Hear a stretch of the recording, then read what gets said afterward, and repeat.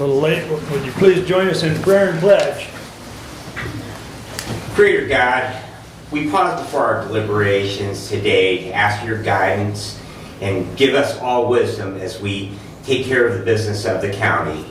Lord, thank you for the things that you provide for us. We ask for safety with the coming storm, and that you look over all of the residents of the county as bad weather comes in. And again, Lord, we ask for your guidance today. In your name, amen. Amen. I pledge allegiance to the flag of the United States of America and to the republic for which it stands, one nation, under God, indivisible, with liberty and justice for all.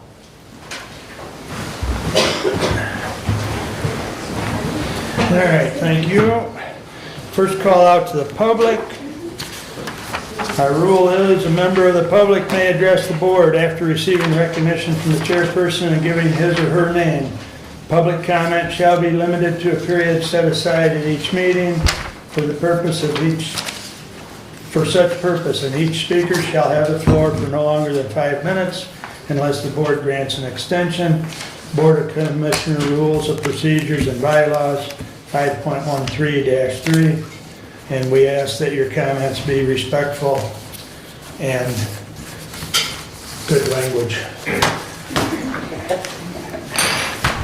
With that said, who would like to address the board? You may come to the podium, please. And you are? I'm Joyce McLean, and I live at 4380 Genesee Road, Jonesville. Good morning, Joyce. Good morning. I've spoken to the commissioners before. I respect the fact that you have a lot on your mind, but our road is in full potholes, and I had come in and talked about this several months ago, and they came out and they put a ditch along Genesee Road coming down to the corner of Bun Road. And it's a little bit deep without much in it, and about every 15 feet they put some rocks like this big. But if you started to slide, you're going to have to call a wrecker. And it's not what it ought to be. Years ago, I don't know what the address is, but east of us, east of Bun Road, they put some nice ditches across from Mrs. Carruthers.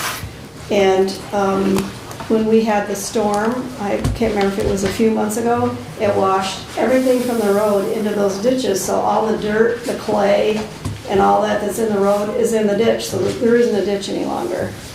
And it needs some attention, I'd just like to say. Thank you. All right, thank you, Joyce.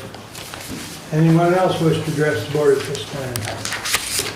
Good morning, Jim. Good morning.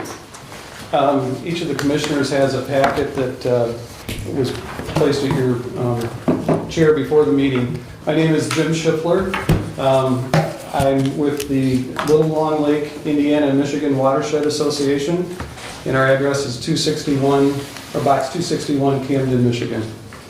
I was at a BZA meeting last night in Steuben County, and the reason I'm here today is to share what happened in that county and ask the commissioners to continue to support your plan commission, but more importantly, support making sure that you have a master plan and that you have zoning ordinances that work with that master plan. So in the packet, there's a presentation from the petitioner that was asking to build an 8,000 head confined animal feeding operation that was turned down last night. And the reason the county was able to limit something of that size is because they had a master plan and because they had zoning ordinances that supported that master plan.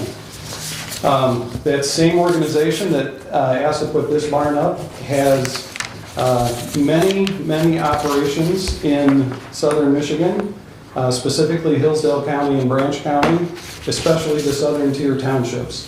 So I understand in Michigan that zoning is at the township level, but your townships don't have any zoning, so they're very open and susceptible to large international agribusiness coming to the Midwest to bring cattle to this market to take advantage of the land and to take advantage of the water supply that you have here in your county.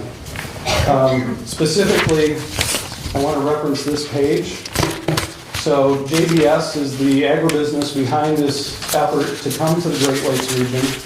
They're an international company based out of Brazil with a lot of protein, but they are looking to relocate their calf growing operations from Kansas and Texas to Michigan, Ohio, and Indiana.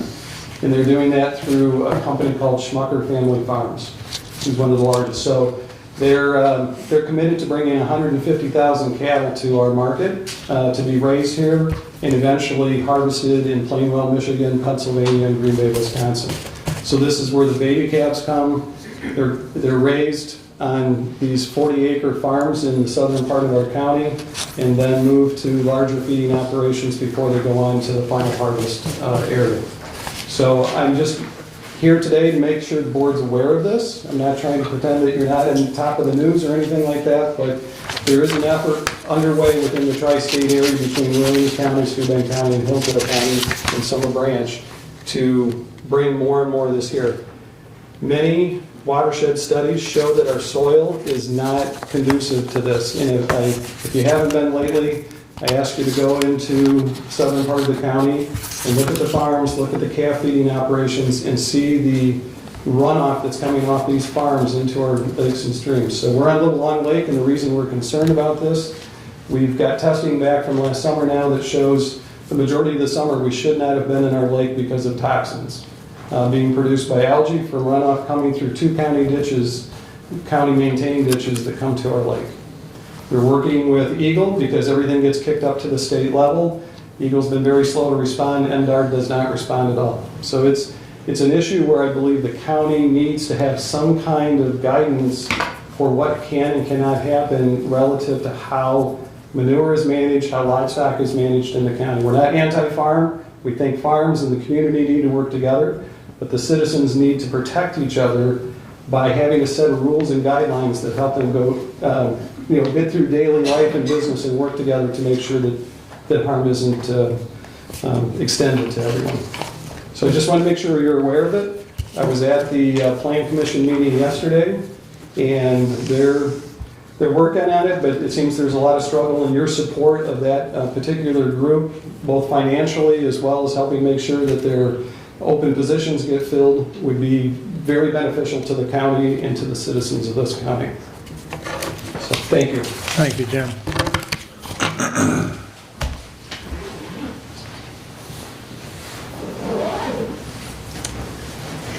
Good morning, and thank you for this chance to speak to all of you. I'm Tammy Ryan. I'm the Executive Director of Hope for Developmental Disabilities, also lovingly known as the Spark House, St. Paul's Ability Resource Center.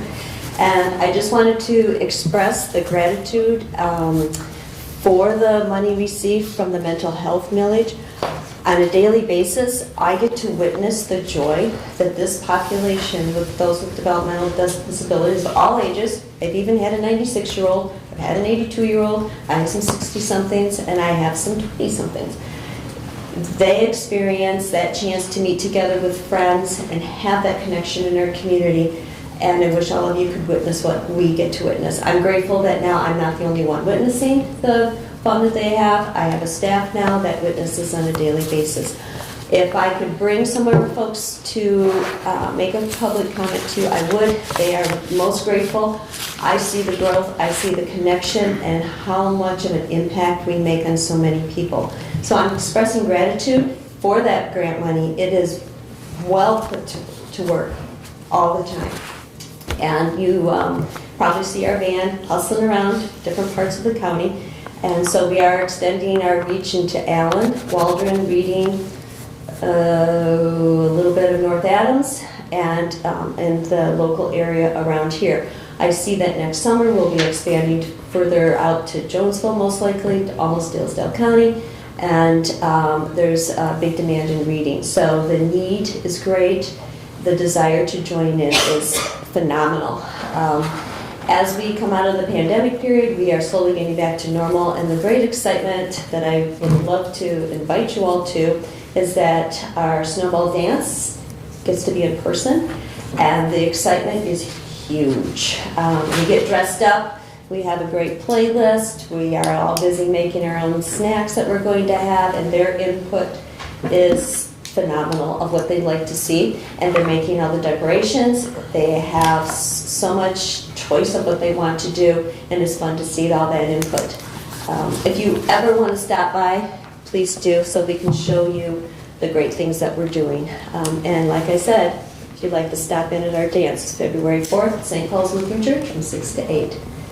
And thank you so much for the opportunity to express the gratitude, and thank you. We all thank you for that money that's being put well to use. Thank you.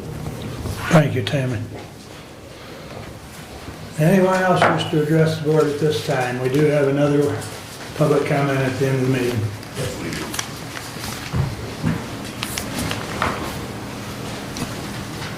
Good morning. Bob Locklear, Scipio Township.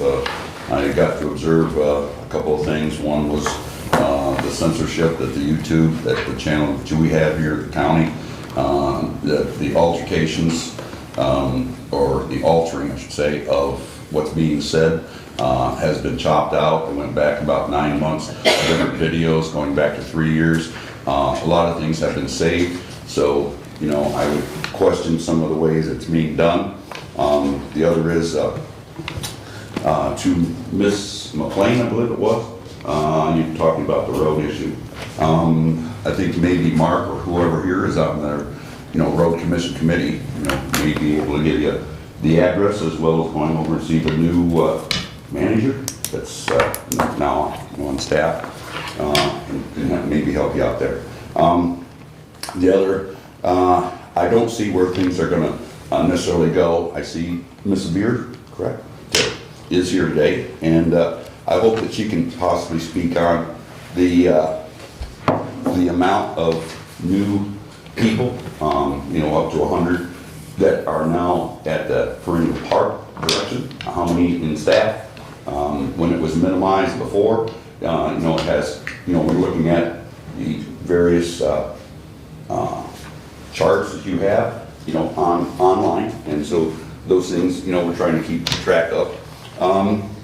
Other than that, I don't know where the things were the other day with you, Brad, on North Adams. I did compliment. I think it was great that you informed me of a lot of good information.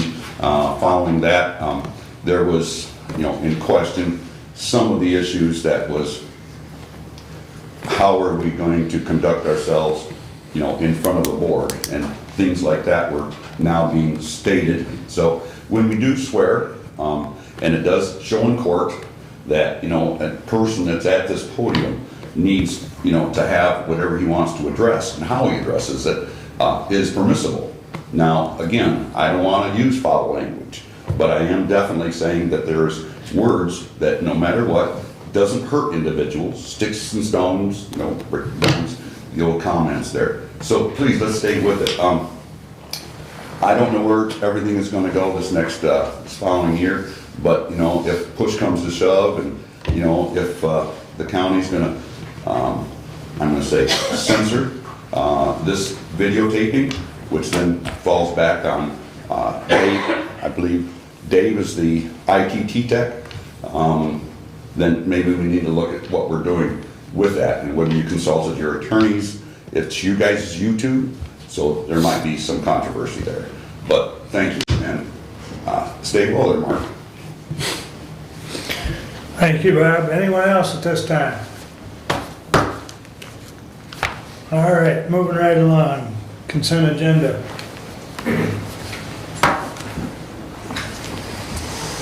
If we could, Commissioner, I would like to pull resolution 23-22 and 23-23 from the consent agenda, and put those down on management and personnel.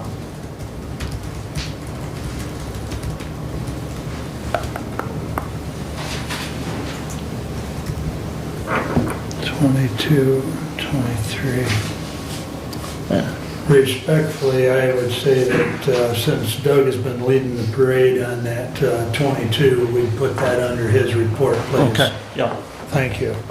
Mr. Chair, Yes. I'd like to move 23025 down under facilities, please.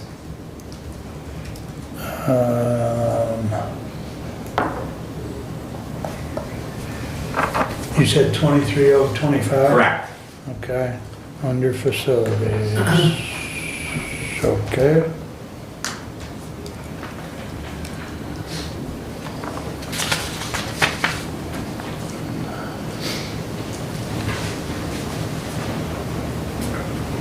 All right, And then I would move to approve the consent agenda as amended. Second. however, With the, and that, what do you want to do as far as the minutes? You I would- think the corrected minutes that were emailed out yesterday are correct. Okay, So that would be, you know, Review and correction approval. right.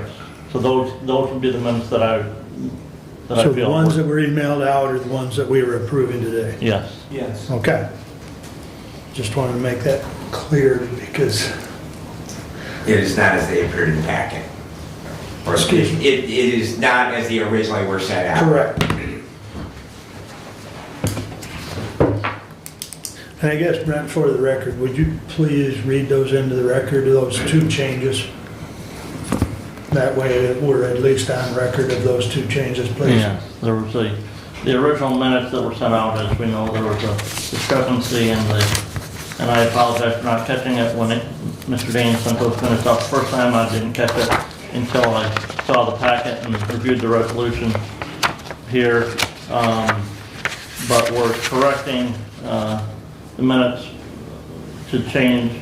Commissioner Lonergan moved to appoint Kathy Schmidt to serve a partial 4-year term of office on the Hillsdale County Road Commission the term of office expiring December 31st, 2026 for MCL 224.6 with follow-up resolution to be approved at the next regular meeting.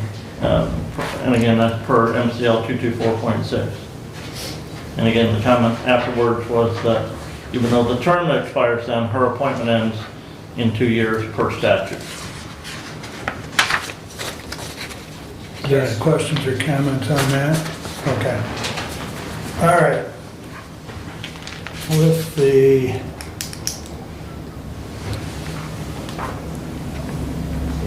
With the amendments to the consent agenda, well, before I move on, is there any other items to be pulled? All right, all in favor of the consent agenda as amended, signify by saying aye. Aye. Opposed, same sign. All right, correspondence is listed. Any comments on correspondence at this time?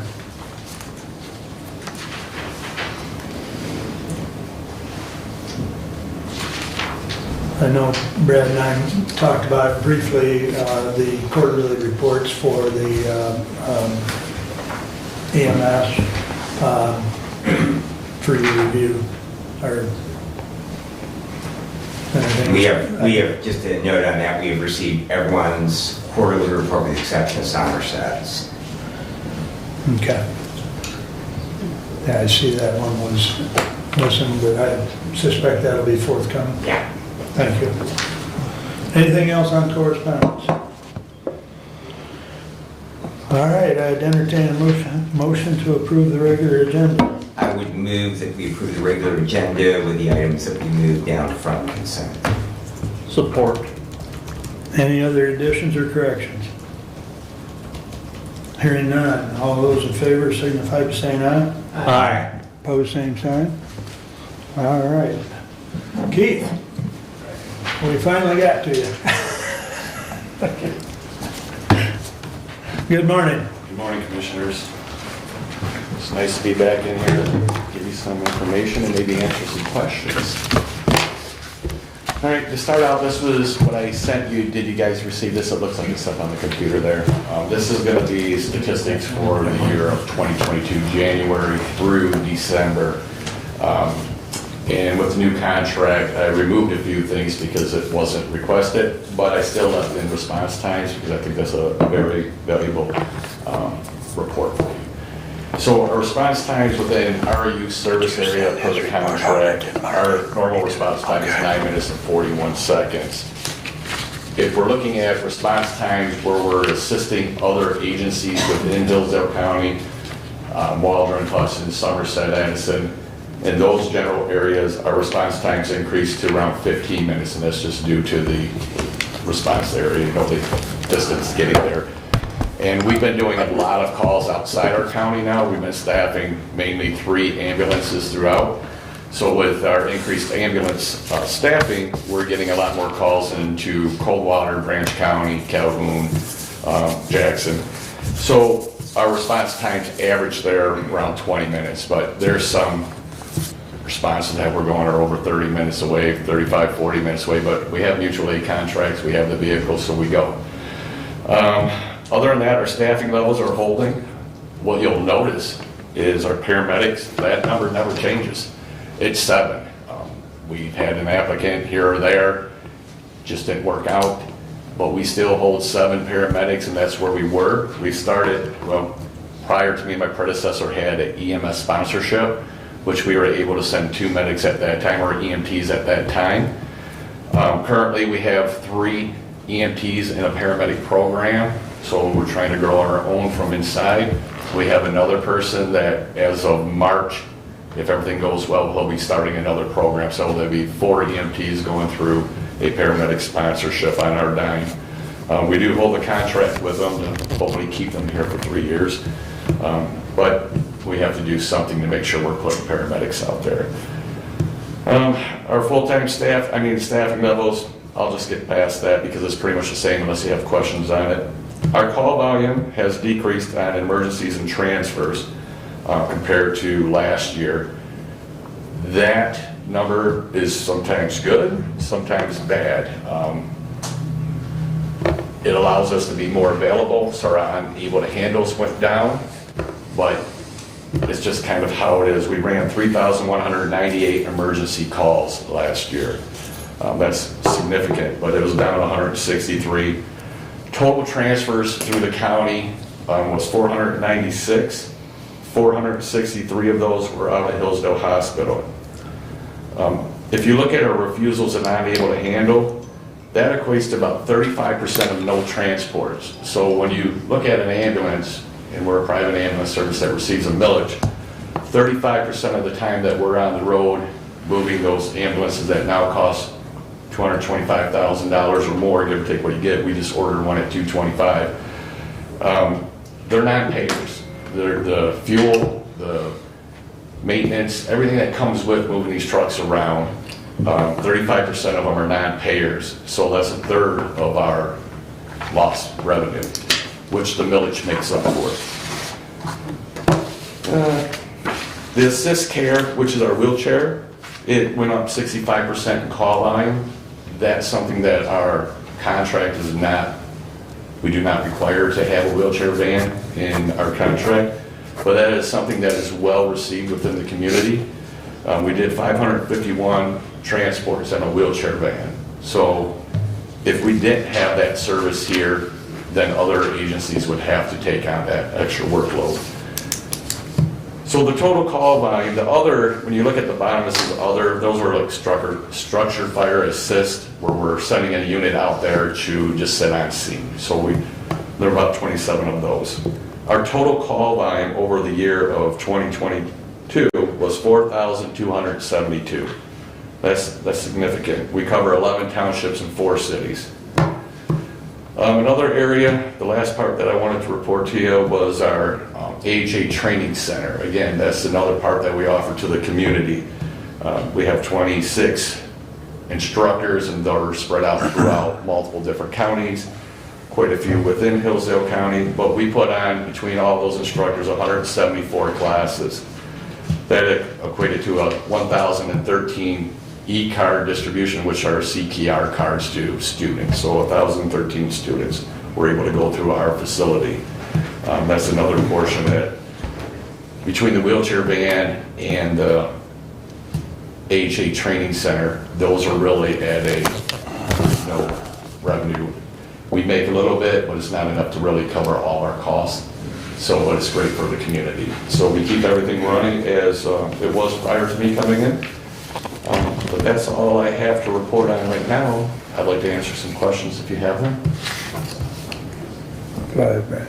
Keith, I just kind of put pencil to paper, and it takes about 5 full-time equivalents to staff one person 24/7, 365. It's like 4.66 if you do the math, but by the time you have vacations, sick days, things like that, it takes about five people on a schedule. So to make up a car, it takes 10.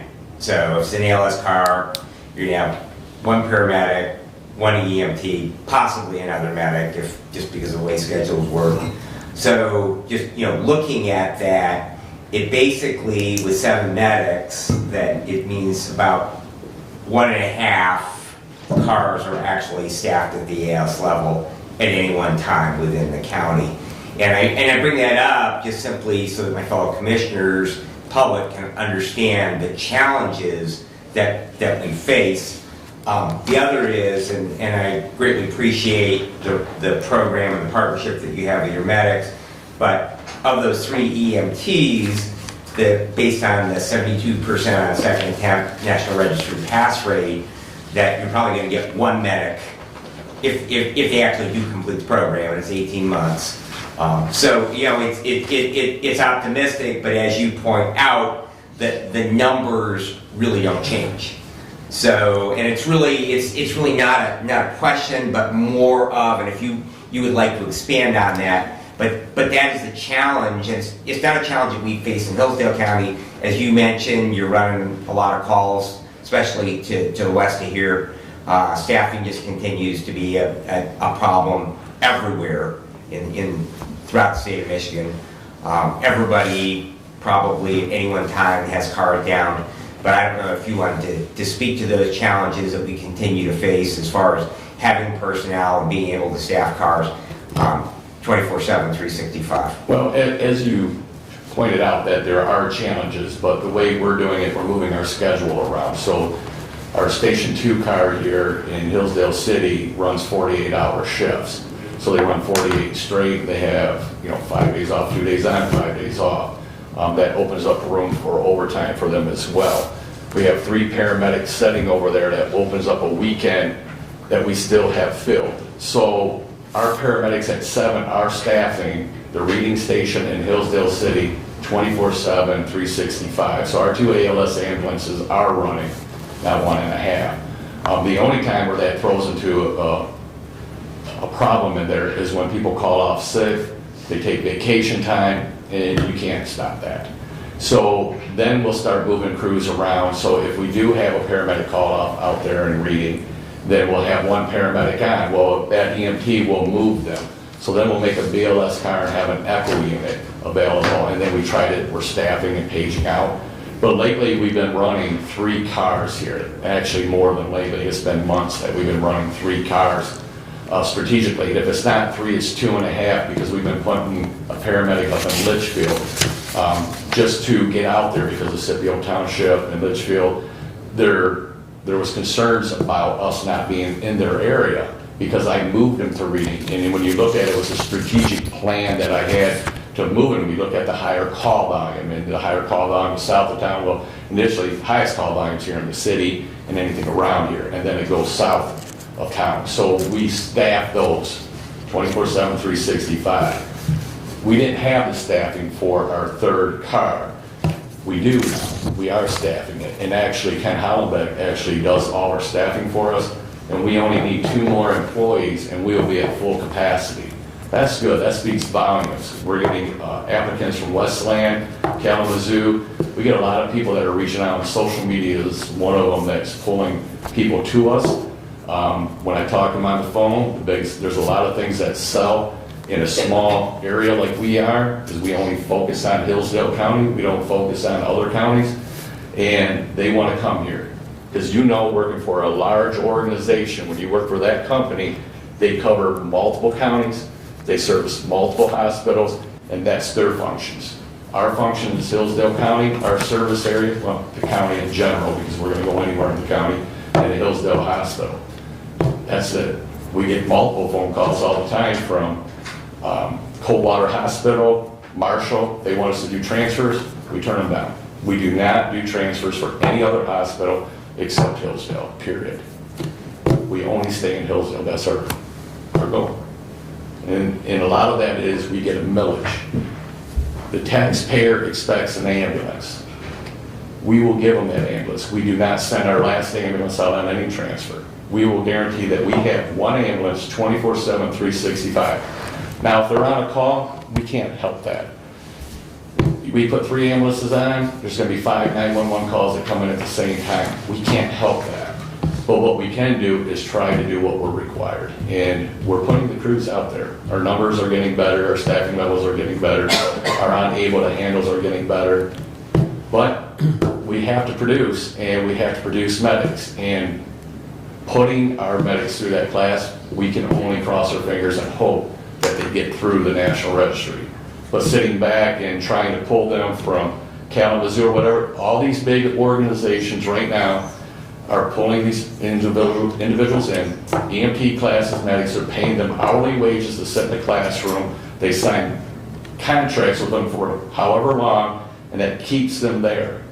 But we don't have an educational institution in our Hillsdale to put them through that, to bring people in and offer them the same luxuries as these big private organizations do.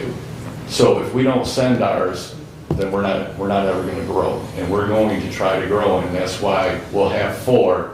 So hopefully we do get 3 out of the 4. Hopefully we get all of them. That's the hope. But, you know, they're going to school at HVA.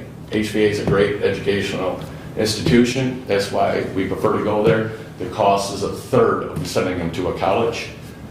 We do have one medic that is going to be going down into Ohio. That'll be the first time that we've ever sent anybody out of state, but it was more flexible to his schedule.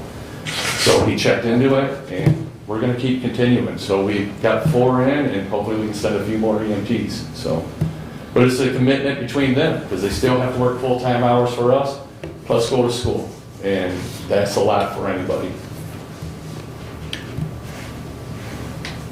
Go ahead. Go ahead. Okay, thank you. I just wanted to ask real quick, you mentioned turning down transfers from Marshall or Coldwater. Is that number reflected in your refusals? No. That's not Refuse, reflected at all? No. Okay. Refusals are when we actually get on scene because of maybe a lift assist, or maybe they were having a medical emergency. By the time we got to them, they decided, you know what, I'm feeling better. I don't want to go on an ambulance. So we sit there, we check them out. They sign off that we were there, and they don't want to go with us. Okay, thank you. Go A ahead, lot Doug. of MVAs are refusals too, so. Yeah. Multiple patients out there, you got to touch them. Once you make contact, you should get a refusal. Okay, thank So you. training HVA is, what is HVA?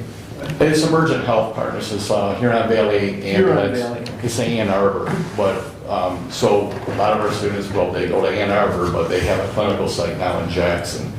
So they're doing so much in Ann Arbor and so much in Jackson. And then my question was also on refusals. That's what my question was. And then refusal, it seems like, comes from the person, not from you. Yes, it's not from They us. decide they don't want Well, to. every time that an ambulance is called, we're required to do a run report. So if we get dispatched, we start driving down the road and we get canceled because it was a false call, it requires a report by the state. So we have to report on that. And because we report on that, it's easily to track numbers. Okay, thank you. That's my question. Any other questions? Would any of those out-of-county refusal or out-of-county transfer requests, are they in your unable to handle, or you don't even report that? We don't report. And you indicated you just ordered a new ambulance. What's your anticipated delivery date on that? June Of this year. We ordered it back in November. Actually, take that back, December. But it was already in the works for a long time. We just had to get it approved by the board. And once the board approved it, we signed the contract. That complete new Keith, or is that a retrofit on an existing box? Brand new. Nice. Brand new. Nice. You can get brand new ambulances these days, you just have to pay for them. And it comes with a pricey tag. And the one we got, well, you can look at Cadillac or Mercury. We chose the Mercury. So we got an ambulance that's really nice, and we tried to do what was financially feasible for us. Nothing wrong with a Mercury.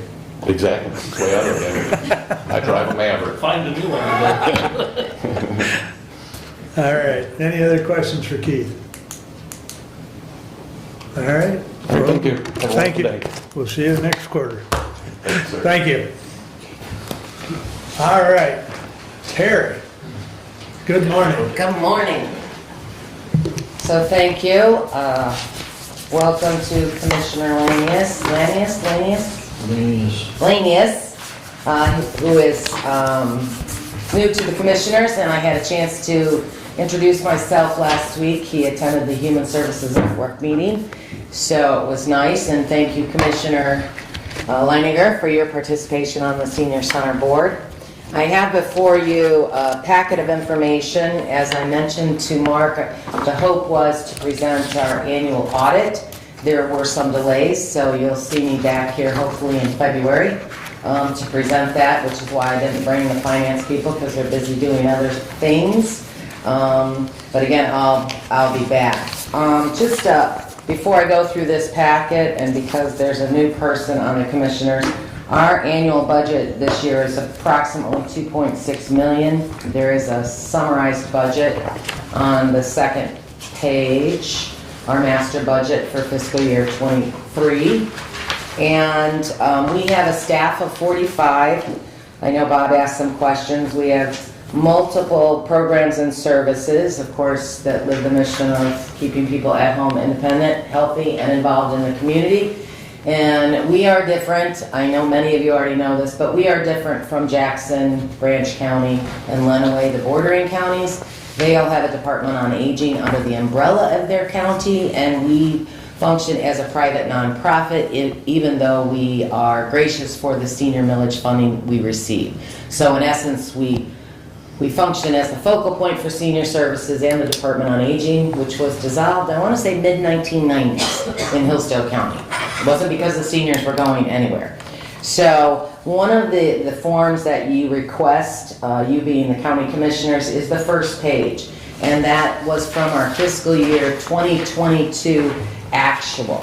And so we break all of our programs into kind of three overreaching programs besides general operations, and that's community connections, which includes information and assistance, kinship care, our Medicaid, Medicare assistance program, our outreach, home-based services, which includes home care assistance, Meals on Wheels, in-home respite, volunteer transportation, and our life enrichment, which is adult daycare, our congregate lunch site, and our health and wellness. This does not include our smaller programs. For example, our Parkinson's support, our Alzheimer's support, our equipment loan library, our Insure, liquid supplements. So we have several little programs, but they're not necessarily listed on this, however we do have them. And if you go across the line, for last year, roughly we had $1,450,000 allocated for our original planned use of millage dollars, and we used $1,455,466. This does not include, and this is confusing, which we're talking about changing it, because this does not include our entire budget. You'll notice our budget for the year is 2.6. This is where do we spend those millage dollars. Millage, certainly, it's over more than half of our budget, but we have another close to 300 plus in our Region 2 area agency, federal and state grants. We do private, third party with Medicaid waiver program and veterans program. We have people who want to purchase maybe Meals on Wheels or homemaking or personal care that is outside those grant eligibilities, so there's a fee for service that helps. And of course, people are asked but are not required to contribute to any of the Older Americans Act programs, and there are 12 in that. So for example, they come in for lunch and our suggested donation is $4. They don't have to put a penny in to get that meal. Same with Meals on Wheels, same with our homemaking, our personal care, our volunteer transportation, our information and assistance. But I like to believe that those who can afford to donate help support those who cannot. So overall at the bottom on our actual units of service, we served 113,906 units of service, and a unit of service you'll see at the bottom as you go across could be a phone call appointment of 1 hour. It could be a meal. It could be a one-way ride. It could be a in the home giving assistance for that. Unduplicated number of clients, because if you were to go across the bottom line where it says the actual number of clients served and added all those numbers up, you probably come up with more than 2,216. And that's because, for example, if we've got somebody on our Meals on Wheels route, chances are maybe they have personal care or homemaking care, or maybe they need transportation to those non-emergency medical appointments. So that is the kind of the specific to the county commissioner sheet. On the third page, kind of easier to read, is our fiscal year 2022 service breakout, which does define, okay, a congregate is a meal. We were, getting the numbers back up. As mentioned, coming out of the pandemic, we were shut down for quite a while in our congregate, not because we wanted to be, but because of regulations and such, we had to be. So that 557 clients we served in fiscal year 22 and the 9,047, we anticipate those numbers to really go back up. And worth noting is our fiscal year runs October 1st. Right now we're in fiscal year 23. It runs October 1st through September. So fiscal year 22 began in 21, but it runs through 22. And then, which I will break down for you, because I've done this before. If you go behind that page, I did, because I was curious, what are our numbers so far this fiscal year in the number of services we've provided.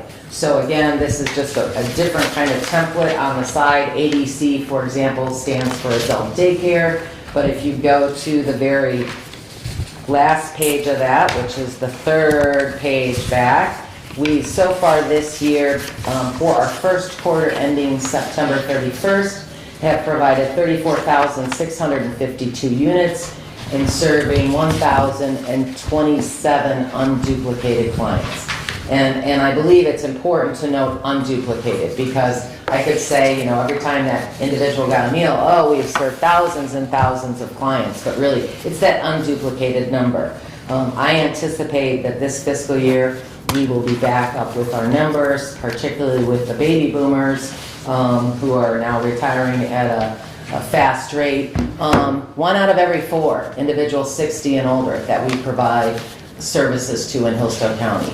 And what that number doesn't include are those individuals who may not be listed. For example, we just had a woman in our overnight respite for 5 nights. Stay at the center, and it was to give her daughter and son-in-law a welcome break so that they could go do whatever it was that they wanted to do. But that number continues to grow, as well as our on-site adult day program. And that operates 5 days, and we've done 6 days before. Obviously, when we have somebody there 24/7, we do it 7 days a week for that service. Our capacity in our adult day program, on-site adult day program, is 25 plus. The overnight, we have 8 beds. So we're able to accommodate individuals, at least 8 individuals. And we have in the past, and we're not opposed to it, is individuals under the age of 60. We still have some, believe it or not, Christopher Reeve scholarship funding available, and that is specific to those with traumatic brain injuries or handicaps, that helps families, again, take that break. Some of the new changes coming up this year in fiscal year 2023, we hosted a meet, greet, and time to speak last Thursday. I was pretty excited about the turnout. I know Commissioner Ingalls was able to attend it, and I think Commissioner Lanius was also able to attend that. Basically, a lot of questions.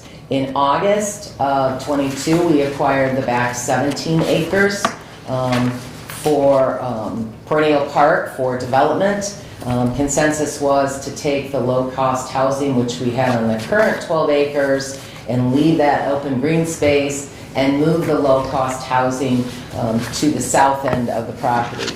So it is a new model for the county, cooperative housing, something that hasn't been done in Hillsdale County. We are working with a Cooperative Housing Association, a nonprofit that isn't a big nonprofit, and in fact are really getting some assistance, hopeful assistance, from two individuals that work for Michigan State and U of M Cooperative Housing. So I don't have a lot of specifics, but we were able to generate a rendering with what kind of is the idea. And when I say low-cost housing, that is different from subsidized or affordable. Back in 2007, we made a push to do some subsidized senior housing, and at the time, MISHDA had a lottery. And so what happened in that lottery, we received a grant for the marketing study, and they do a lottery on the cost of it, and basically all of the different housing projects in Michigan that are seeking MISHDA funding go into a hat, and then they pull out names. That was how complicated it was. And I believe they ran out of funding at 7. I think ours was pulled out number 18. And so since that time, we kind of went back to the drawing board, because really what we're seeing more is in the low-cost housing. One of the things that MISHDA requires, if you were to do subsidized, well, the regulations are higher as far as the countertop size and the number of people that have to be at 30% of median or 40% of median income or 20% of median income, and really looked at this model because we've had a lot of interest in those that, for example, live in the rural parts of the county, don't want to take care of their farm anymore, want to sell their farm, and move to where maybe they don't have to drive, access to services and such. So the initial model includes 22-unit, very low-cost building. Pretty much all of them are 2 bedrooms, handicapped accessible. Pretty excited from our meet and greet. We gave a little 5-question form with what do you think Hillsdale needs as far as more senior services, less senior services, are you satisfied with the services provided through our agency, and are you interested in low-cost housing? And we generated 18 names from that who are saying, yep, I'm tired, how long is it going to take, I don't want to shovel, I don't want to mow my lawn. So pretty excited. That will be bringing more information about that. One of the things Commissioner Leininger was interested in is looking at a strategic plan, long-range vision. We've done that over the years. That was our intention. So we have a board meeting this afternoon incorporating the health department needs assessment, the hospital's needs assessment, Region 2 Area Agency on Aging's needs assessment, to make sure we're on the right path with where we're going. And the timeline for this proposal that's being presented this afternoon is that it would be complete by May. And that really does include stakeholders.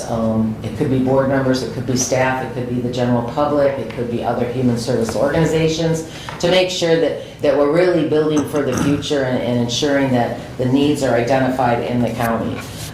The other piece that I'm hopeful, and I know that Michigan Works, we've worked with Michigan Works, and there's 2 of them here today. Last year started a grant program under their Going Pro for our registered apprenticeship program to train, direct, support professionals, and Keith mentioned the staffing challenges, and that's certainly true in the direct care workforce as more people age in place and live longer. So we were able to, we had a waiting list for home-based services in 21.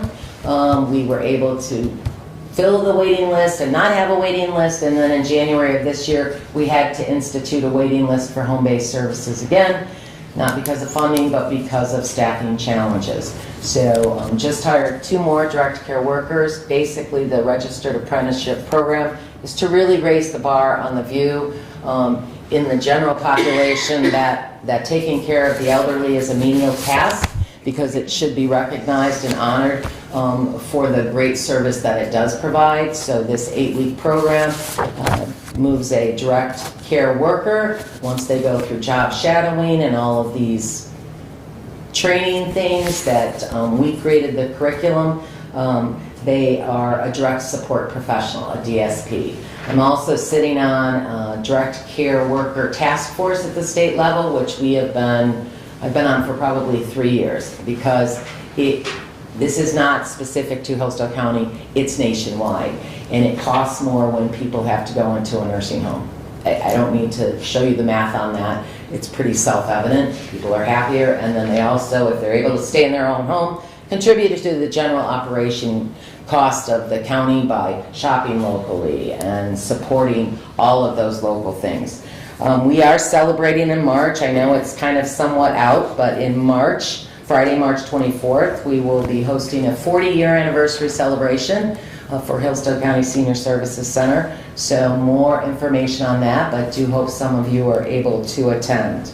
We have recently also hired a clinical coordinator. Maggie Monroe is our director of nursing, and a 20-hour per week clinical coordinator who is a nurse, as far as doing those in-home assessments and helping out, because there's a lot of things that are required of the nurse.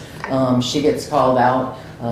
Last week it was a fitness member who fell, ended up calling EMS, but it's really nice to have, even though many of us are medically trained, not to the degree of an RN. So having an RN on site, having that clinical coordinator will be able to help with those on-site situations. And I am more than willing to answer any of your questions. I could just talk. And in the back, also included in your packet too, is just a summary, because without our volunteers, we wouldn't be able to do the kind of things that we have done. And again, this was our last fiscal year. We had a total of 2,973 hours donated, and that, especially in our volunteer transportation program, our volunteer drivers, we have 12 who volunteer either to stay in the county or go outside the county to Borges or Veterans Hospital. The only thing that they receive is mileage reimbursement, but they did 49,864 miles last year, so quite important to those individuals in need of transportation to maintain their health. On the final, we have 100 on the individual counts and average. On our counts and averages, we have between 10, on the very last page, these are all of our volunteers. So currently, we have 111 that we're showing, and this could be in addition to our transportation, our board membership, or the people who come in and do drumming. Dayton does a wonderful job. He volunteers all his time to drum Monday, Thursday, Saturday, and now every Friday he's up in our adult day program with Crazy Noodles, not the drumsticks, with our adult day clients, which is really fun because it's right outside my office and they like to play the music loud. But the average age of our volunteer is 62.6, average income 4,471, so obviously not more the wealthy amongst our volunteers. So kind of a quick overview. I know we generate a better service data report as far as what is our meal cost, what is 1 hour of service cost. We are looking to increase our fee-for-service rates. We're well below some of the other local providers in the area, and it doesn't make sense that our fee-for-service rate shouldn't at least cover the cost of providing that service.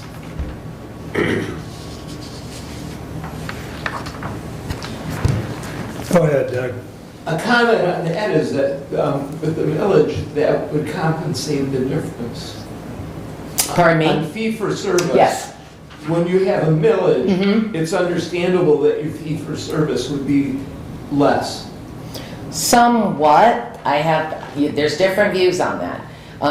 Certainly, we haven't had to institute a waiting list because our federal Older Americans Act money, for example, in Meals on Wheels, we run out of the grants, and so it is that millage fund that helps continue that without having to institute a waiting list. And I'm currently in, I wouldn't say negotiations, but I'm in debate with the state, because one of the things that came out of the pandemic is we provided curbside meals. And curbside meals, we were always able to count under congregate. And Meals on Wheels, on the flip side, we are still under a public health emergency, PHE, until the end of April. And so, not many, but some of our Meals on Wheels clients wouldn't qualify under normal guidelines.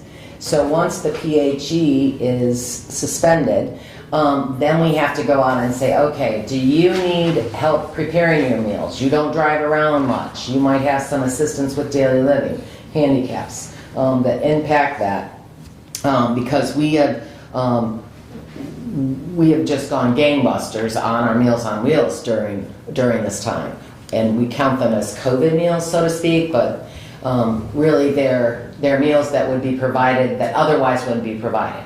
So during this time, we decided when we reopened our congregate, let's keep the curbside, because some people may be nervous or some people, whatever. But we're going to count them under congregate for 60 and older. So the state back in probably June convened a work group to change the operating standards by which we count those meals, and it was in October when Scott Walmsley, who works with the state of Michigan for the older services throughout, shared with providers at the local level about the state's working on changing the operating standards, and we raised our hand and said, wait a minute, do you have the local providers' input? Because it doesn't make sense to count the curbside meals under Meals on Wheels. It makes sense to keep them counting, because we had 40 for Thanksgiving that did curbside meals under congregate. And so at that time then, and I totally respect and appreciate Scott, I worked with him for like probably 30 years at the state, we were invited to the table, we being the local providers, Michigan Directors of Services to the Aging, to say, doesn't make sense. And I think they're a little upset with us because we've had, in fact, I'm missing one today by being here, but we said, no. So I love it. They're creating this new operating standard to streamline the process. And so during this process, we said keep it in congregate. Because the assessment, when you come to lunch at the center, there's one page, both sides to fill out for client intake. Home delivered meal clients have about a 15-page assessment. And so now what they're recommending, which I hope they don't institute, is a brand new operating standard. So you have Meals on Wheels, you have congregate, and now you have carryout or pickup. In that piece, we've also provided to people who come for lunch a carryout meal to take home for their dinner meal, or maybe 2 meals for the weekend when they go home for the weekend. What the state is now recommending is that those meals we can't count anymore in congregate, they need to be moved to the carryout. And I said, well, you don't hear me say this, there's an easy way around this. So when people come for carryout, because we have one gentleman does carryout, sits in the lobby for 45 minutes, he recently lost his wife, who we've encouraged, why don't you go in the dining room and eat? Why don't you go in the dining room and eat? And the argument from the state is the carryout, you don't have that social interaction. So I said, maybe what we need to do is have these carryout people just walk into the lobby, sit down in the lobby, we will hand them their meal, and then it would be considered a congregate. So it boggles my mind sometimes how things are made more difficult than they need to be with that. But you are correct in the fact that when we run out of the older Americans, primarily when we run out of grants for homemaking, adult daycare, respite, all of those things, it's those millage dollars that are able to allow us to continue providing those services and not institute a waiting list. Understood. I know I went around the long way just because you pressed a button on that one. The village fills in the gap. Yes, absolutely. Question? Sure, there's been some comments lately about the number of employees at the senior center. You mentioned today that there are currently, I think, 45 employees at the senior center. But there's not enough for it. Well, but the senior center, like many employers, has seen a turnover of staffing on a constant basis for the last couple of years.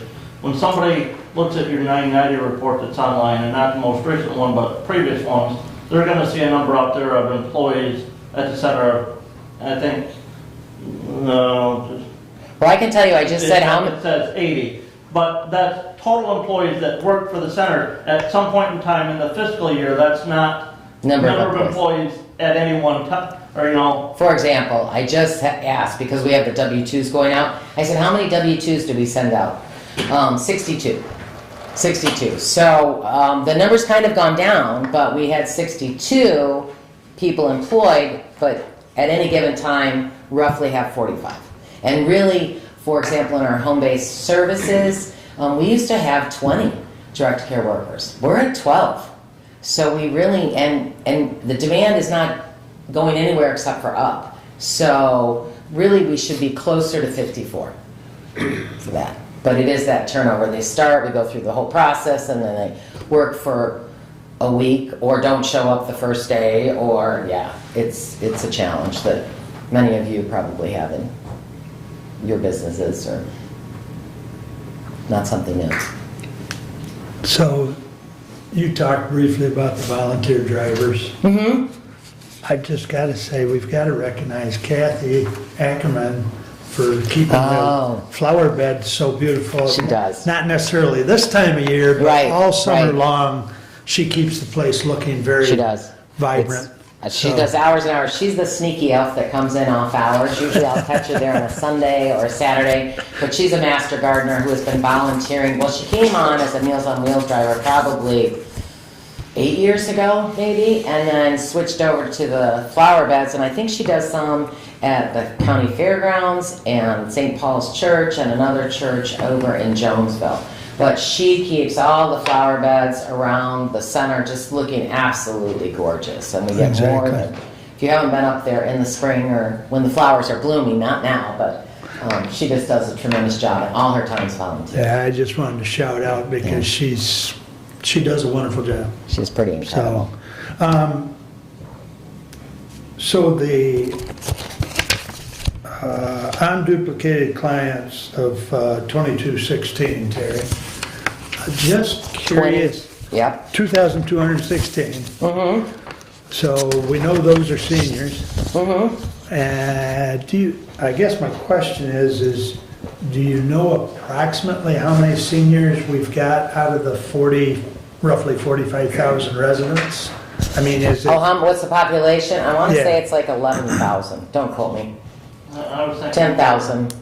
I just looked at the census. 1.2% of the census. Yeah, it's higher than the average. Okay.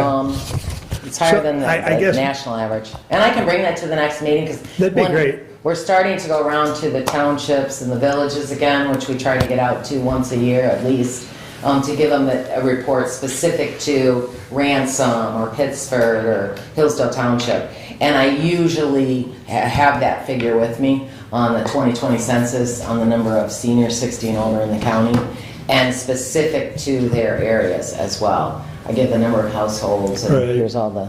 But Mark, I would say there may be some individuals that receive care in that number that are under age 60. Correct. Because of the, the disabilities. Medicaid waiver, disability Correct. qualifications that are required there Right. underneath Medicaid waiver. Right. Our Alzheimer's is not specific. Our equipment loan is not specific to 60 and older. Obviously, building and usage, which we rent out the building for weddings or anniversaries or memorials, that's not specific to seniors. Because ideally, while our priority is to the seniors, we really want to be a community asset. And how do we provide that Right. at different levels? So, but yes, you are correct, Commissioner Leininger. And our adult daycare, we took a young gentleman, he was 18, I think, with disabilities for a weekend.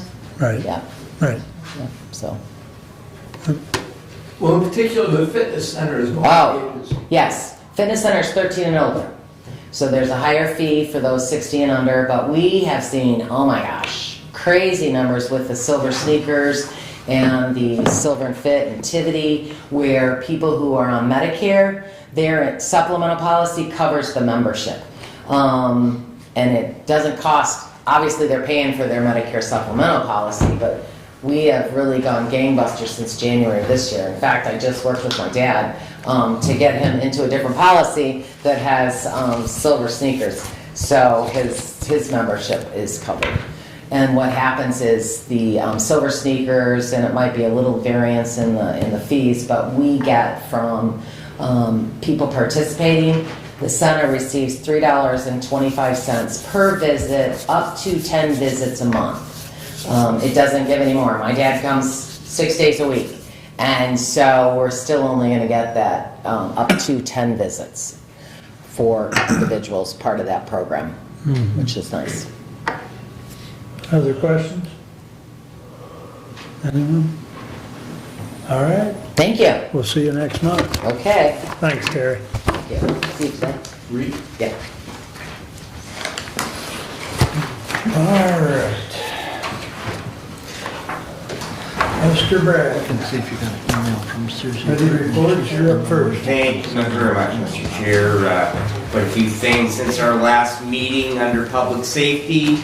Our Prevention Work Substance Use Disorder Coalition met on the 12th. We are still looking for a host location for a Narcan and harm reduction vending machine. This is an item that is funded completely by opioid settlement money. Basically, these are placed in public spaces. We had been working, we thought possibly we would be able to get some space at the hospital. Unfortunately, there is still a great deal of stigma involved with the dispensing of naloxone, and so consequently there has been some pushback on that. However, we do have that product if anyone does want to obtain it. It is available at the health department. You can just go in, there's no charge for it, and during the hours they're open, and they will provide it to you.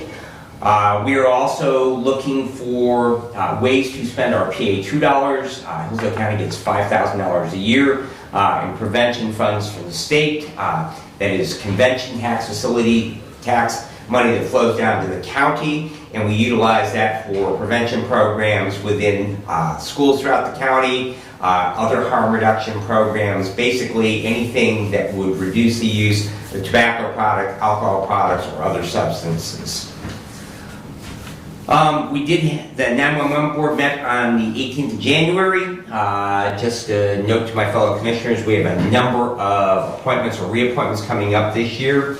And we will also need to replace Chief Keith Bancroft from Somerset because he has resigned from his position as the Chief of Police with Somerset Police Department as he is moving out of state. I've asked Director Whitaker to provide for us in those requests for reappointment attendance figures on the individuals, because one of the issues that we are having is lack of members present for those board meetings, and that means we don't have a quorum, and so therefore that they officially cannot conduct business. So hopefully we can get people that actually want to be there. County Fire Association met on the 22nd. It was the best attendance we had in a long time. We've changed our meetings to a Sunday evening rather than a weeknight evening. There have been some requests from some of the fire chiefs to do that. The Fire Association did receive a grant from the Community Foundation to buy a fit testing kit.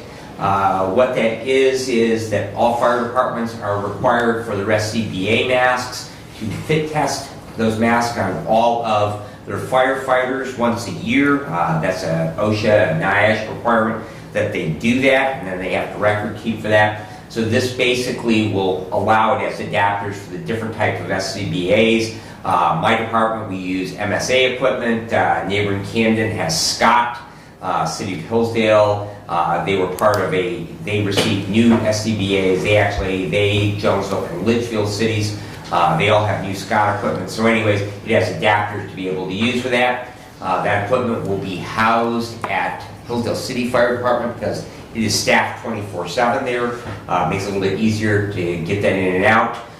So for those fellow commissioners that have fire departments within their district, that will be available to those 14 fire departments throughout Hillsdale County. We also heard a presentation on the MAVIS system. That is a statewide mutual aid where if you have a piece of equipment, such as a tower or ladder truck, that might be made available, or if you have special teams, hazmat teams, trench rescue teams, things like that, that they can then, there's a clearinghouse for those, and there are 43 counties currently that are part of that Mavis system. It requires at least 4 fire departments within a county to decide to allow Hillsdale County then to become a Mavis member. The advantage to that is that if you request those resources and you are a member county, there is no charge, with the exception of there are a couple of special teams, one of them being hazmat. As pointed out, that the protective suits they wear in a hazmat situation, they can be up to $4,000 per piece, and those are disposed at the end of the event. So if you think of a 5-member strike force for that, it gets pretty expensive pretty quickly. So there would be a charge for a member, but for individual pieces of equipment, if you were to request them, there would be no charge for that. So the County Fire Association is looking at possibly Hillsdale County joining Mavis. There's also some discussion about adopting a countywide box alarm system. What that does is it creates automatic mutual aid. So when you have a structure fire, the command officer, they can say, give me a box. That would mean adjoining fire departments and pieces of equipment that would then respond to that, whether they would be tanker assistance, pumper assistance, grass rig assistance, and so that would set that up. We currently have 1 fire department, 1 box set up within the county. There's actually 3 departments involved in that, but we are looking at adopting that on a countywide basis. So that definitely would be a help if we do that for those command officers on scene as far as getting those resources there. Yesterday we had the Management and Personnel Committee met with 911 Director and Interim Emergency Management Director, Tom Whitaker. He's completed his first year in both of those positions, and we wanted to sit down with him and go over the challenges that he has faced. He did share with us that in his first year to negotiate 2 union contracts and the staffing challenges that they have faced definitely made it a very interesting first year by moving from 8-hour shifts to 12-hour shifts, which is now allowed under the new contract. That has made the staffing issue much better. He's very glad to have those contracts behind him. We also discussed the future of emergency management within the county. He has become more comfortable with that and working on becoming a certified emergency management director. That is a certification process that within their organization that they provide, and he is working on that certification. It is the recommendation of our committee that we changed his title from interim emergency management director to permanent director. And so I would like to move at this time that Tom Whitaker have his title of interim emergency management director be changed to emergency management director. Second. Any questions or comments on the motion?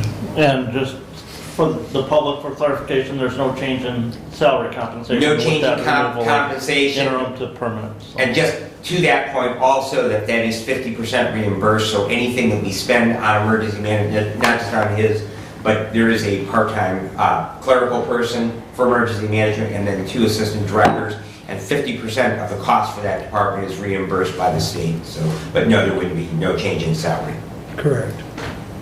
And just as also germane to the discussion, that we will follow up with a resolution under consent at our next meeting if we pass this today. For clarity, would you please repeat the motion? Certainly. I move that Thomas Whitaker have his title of interim emergency management director changed to emergency management director. Thank you. And Doug supported that, by the way. Okay, thank you. Any further comments? All in favor, signify by saying aye. Aye. Opposed, same sign. Passes 5-0. Thank you. Please continue. Thank you, Commissioners. Commissioner Ingalls and I, along with Randy Finley and Dave Holcomb, are going to be meeting with Judge Lisney and Judge Bianchi on February 10th to discuss how to minimize the disruptions to the courts during the construction of the coming year. And hopefully we will be able to work that out so we can make all those things flow a little bit more smoothly. We did have some issues last week as they were starting to deconstruct the gutters over there. And so hopefully we can make that schedule work out, because we do have a year-long construction project ahead of us. And that concludes my report. I would be happy to answer any questions. Any questions for Brad? Go ahead, Steve. Which fire department has the box that you're referring to? The box alarm right now is Hillsdale and Jonesville. Okay. Okay. When you mentioned it, and I was going to talk about it in my report a little bit, Chief Bancroft's leaving Somerset Township. That is, he's leaving as chief effective January 31st. Correct.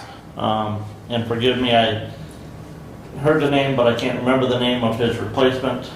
He's former sheriff's deputy from Right, Hillsdale County. John Gessner. Yes. So it is my understanding that he is, He at was least elevated. unofficially, officially. He was elevated at their township meeting on last Thursday Okay. to chief position as of the first.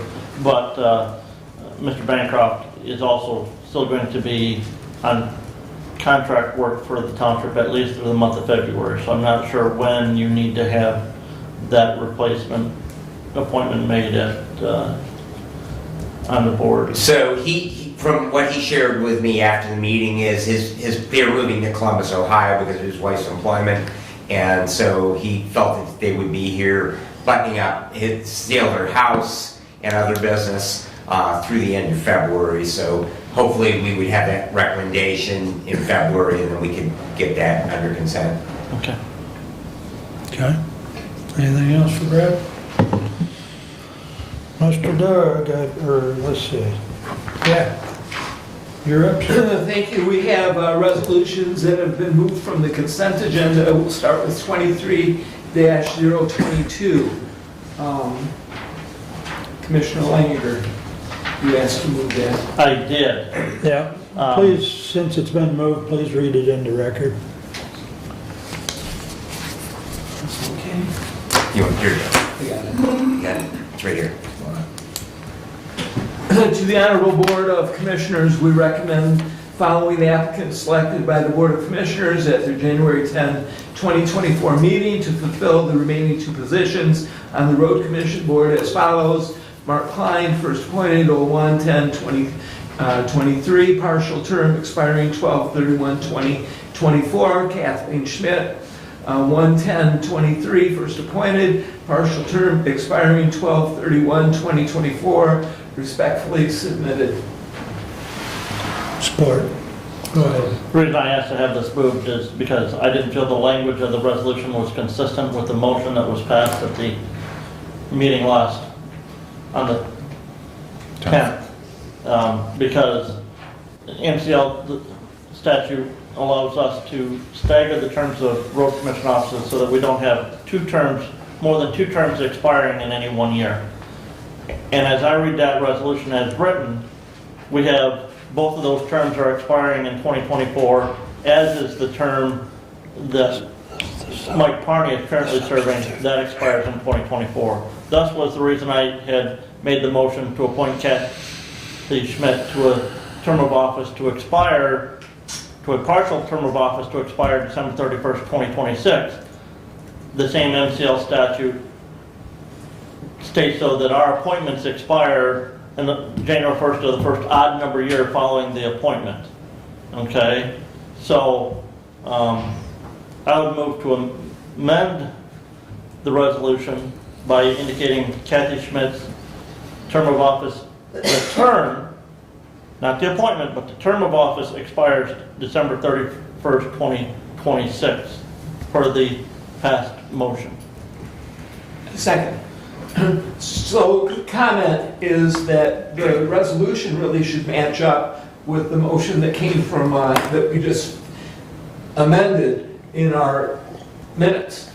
And so there could be another amendment that might be necessary for this 23-022 in saying that our client appointment is a partial 2-year term expiring 12/31/24, where Kathleen Schmidt is a partial 4-year term expiring 12/31/2026.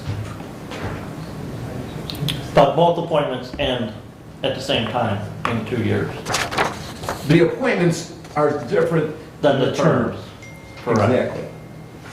Okay, so, And I believe that there is a substitute resolution that, with this in mind, Ava's prepared a substitute that, the first part of, as far as the names, the first appointed, that part is the same, okay? And then he's created another column, if you will, of office term, and it indicates for Mark Klein, the partial term expires 12/31/24. Kathy's partial term expires 12/31/26. And then another column indicating the appointment expiring for both of them at 12/31/24. yes. If anyone wants to take a quick glance at that, pass it around, please. One thing that Brett and I talked about before the meeting, which I have a little bit of concern about, is by indicating within Kathy's name that the partial term is kind of attached to her, which in fact, anyone could apply for that partial term that extends. Anybody can apply for that partial term in Right. 2024 to be on the August primary ballot or to run nonpartisan on the November general election ballot. So that's, I just want to express that concern, which I've talked Yeah. to Commissioner Langer about. But as long as everybody understands, anybody can apply for that. Right, those offices become vacant at the end of the two-year Two-year appointment that appointment. we have regardless, and then Correct. they would stand for election. Correct. But right, one of those, because we have one term of office on the road commission expiring in 2024, statute says we can't have more than 2 terms expiring in any 1 year. So the appointment ends on 2024. At the election, there will be 3 commissioners on the ballot. Right, there will be 2 positions for a 4-year, or for a 6-year term, and 1 position for the unexpired 2 years that are Of the four. remaining. Yeah. Correct, and Remaining. that's within the statute. Right. And if everything is,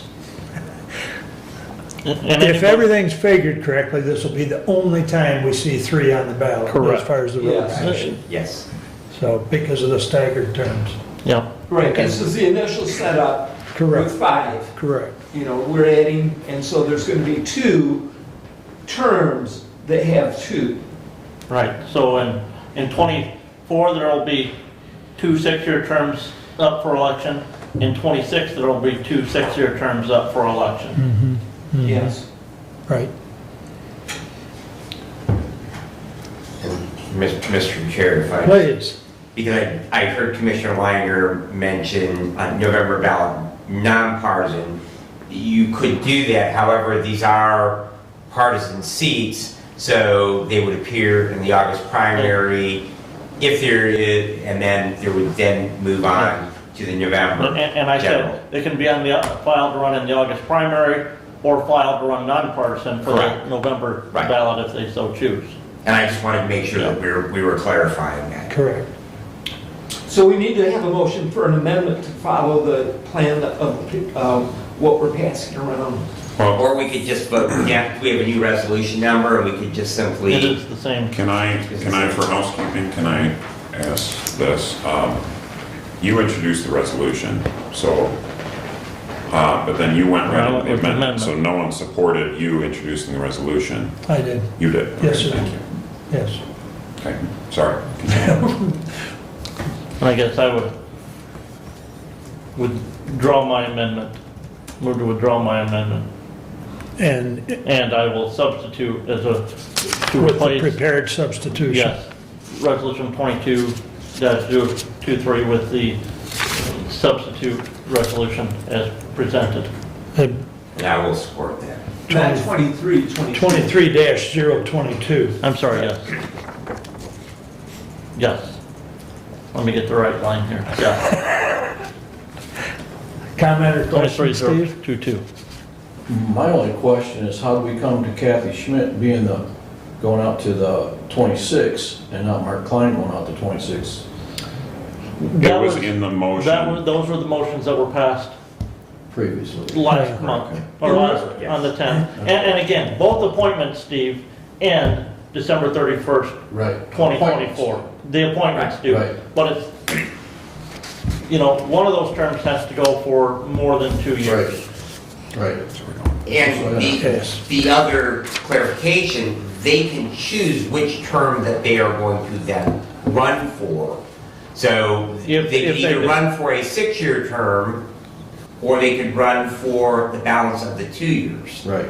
So it will be up to Mark and Kathy, should they choose to run, when they would be on ballot in that August primary or November general, Right. that it would be up to them to choose when they file which term they are running for. Right. Or Mike Parney, who Correct. Right. up for Because election that'd be as the well. other, yeah. Or anybody else that would decide Right. to file and run, they can decide that if they want to run for one of the two 6-year terms, or for the remaining 2-year portion of the unexpired 4 years.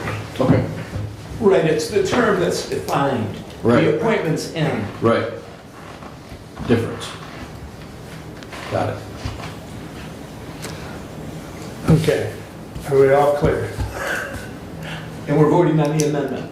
On the substitute Yes. 23-022. Any further discussion on the substitute? And I believe Brenda introduced the substitute, correct? And I supported it. And Brad supported. All right. Any further comment? All in favor signify by saying aye. Aye. Opposed, same sign. Passes 5-0. All right. Now, that was on the amendments, Mr. Chair, so we still need to vote on the resolution as amended with the substitute language.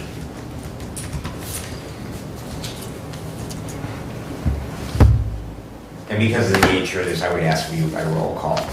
Okay. So we will have a roll call on 23-022 as amended.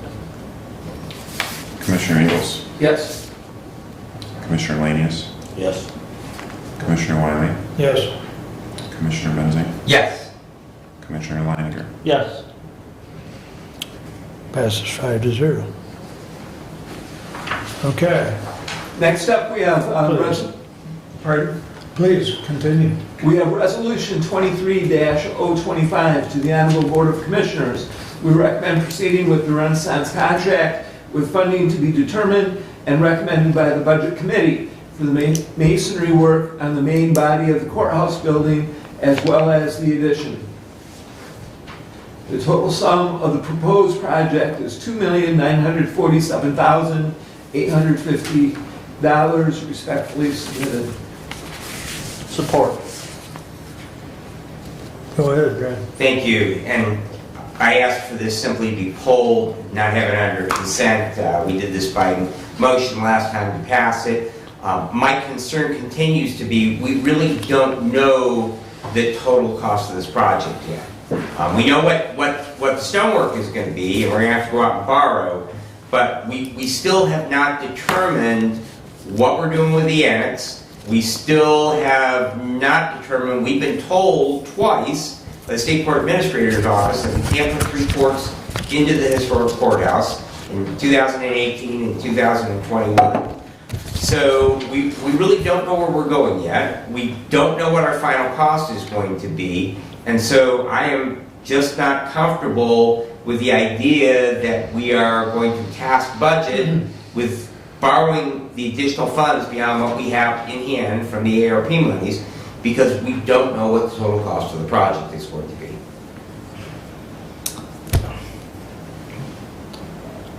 I can understand your concern. It is contingent upon, as I read the resolution and understanding the motion, it's still contingent upon us obtaining the funding should we decide to go down that route, once we know the final cost.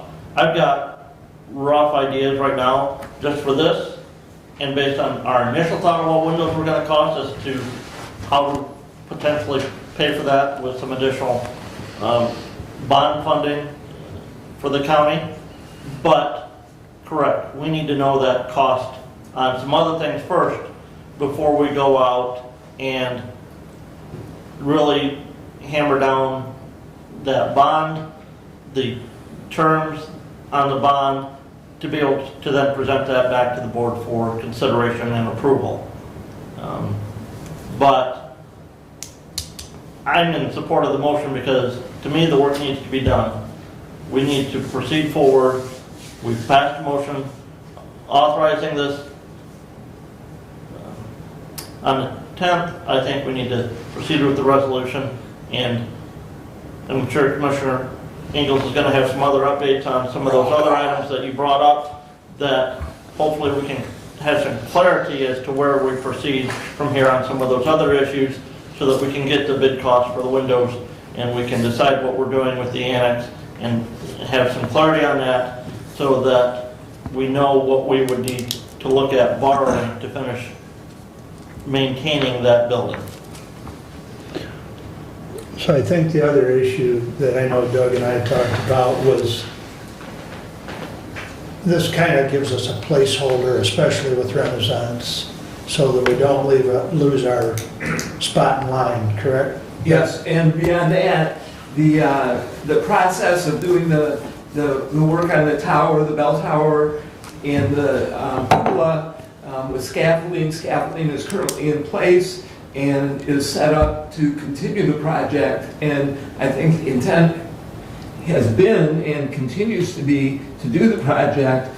The number of dollars, we don't know the total, but we are within the range of what we're capable of either through borrowing or spending with our ARPA money on this aspect. There are other aspects that I'll talk about here in a minute that is more questionable on what we can afford and what we cannot afford. This part of the puzzle can be afforded. And that would be my response to Commissioner Benzing. Yeah, to name that, Commissioner, I'm quite sure that there'll be additional scaffolding erected to go up all the way around that bell tower for them to do the additional stone and masonry work that has to be done up there. And those aspects all fit together. You know, it's part of what we need to do. If we are committed to taking care of that building, and this is part of what we have stated that we want to do. This part of the puzzle can, as I said, can be afforded. Thank you. And thank you, Commissioner Weiner, about the work that needs to be done and the progress that we. I am supportive of the idea that we need to do the rest of the work on the lower part of the building. I'm supportive of the idea we need to put new windows in that.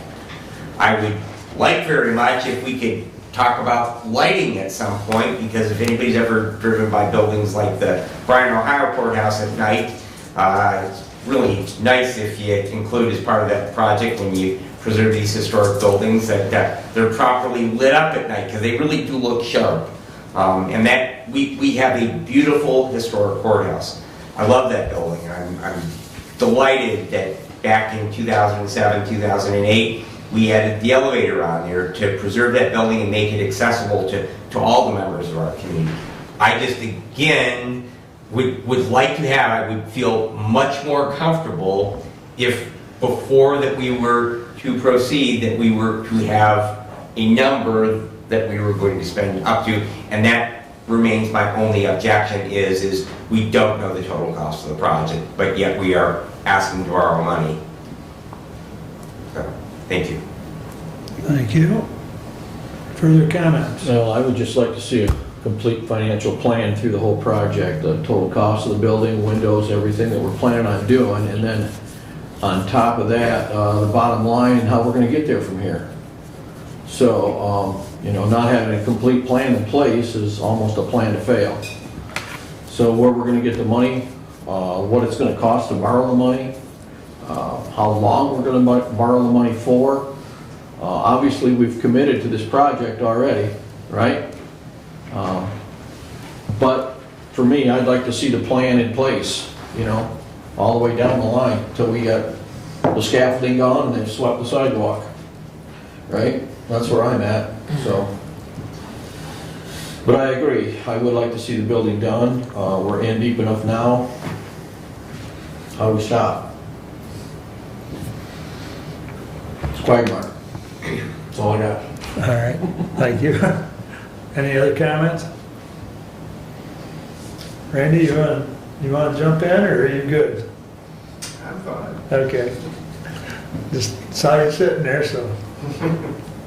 Well, let me comment on the windows. The reason you don't have a hard and fast number on the windows is we don't have a hard and fast idea of what we actually want to do. There's like 9 different variables.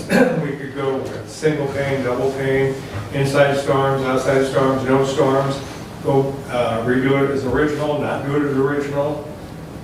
A lot of decisions are being made as we're going right here, and as I'm getting the feeling for the direction the board wants to go. So, And we'll talk more about windows here in a minute.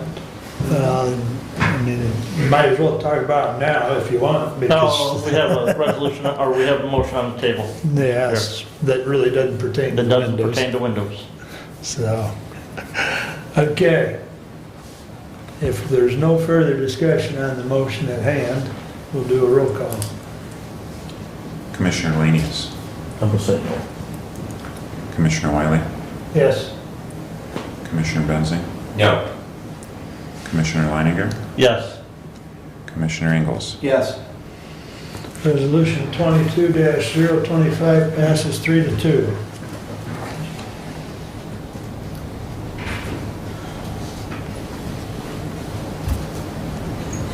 Doug, you have 2 more action items, if Yep. you would I'm going please. there right now. Very good. Also have 23 that you moved as well. Yeah, but That's under personnel, man. Oh, just separated, okay. Yep, thank you.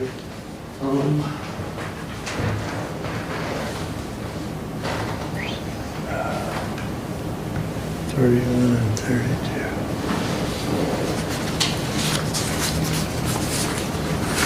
We're going to 23-031.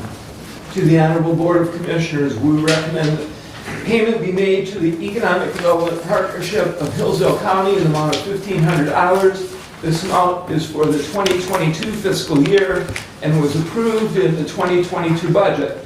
This payment is to be allocated to the account number 101-966.00-998.002, respectfully submitted. Support. The EDP is in their capital campaign, in the process of attending their meetings and in discussion with our finance director. The 2022 contribution was not made, and this resolution will finish and connect those dots. Discussion?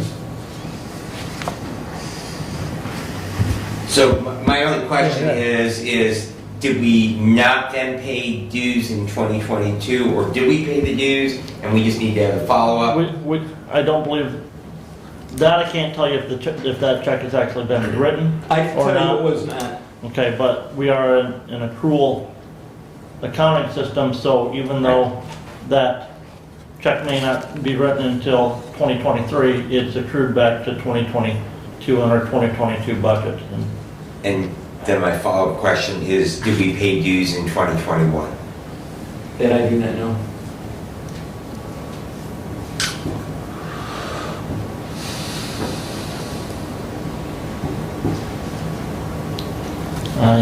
And the reason for my question is, from the historical perspective, did we have this dues request, all right, that is now a year in arrears? We have no one present except Commissioner Wiley as to if we were a dues-paying member of the EDP in 2021.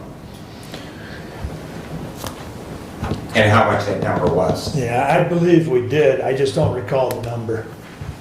So, because we've been doing something with them as far as dollars for more than the last 2 years. And I do know that this 1,500 was in the 22 budget. Yeah, So it just, I don't know that it was invoiced. I mean, if it had been invoiced in 22, we'd have paid it. And what I was told is that we had not received an invoice. Right. Which is why we have it put together for today's packet. Right. 'Cause I know I never saw it in 22, so this one did come as indicated by the date, the 19th of this month. So.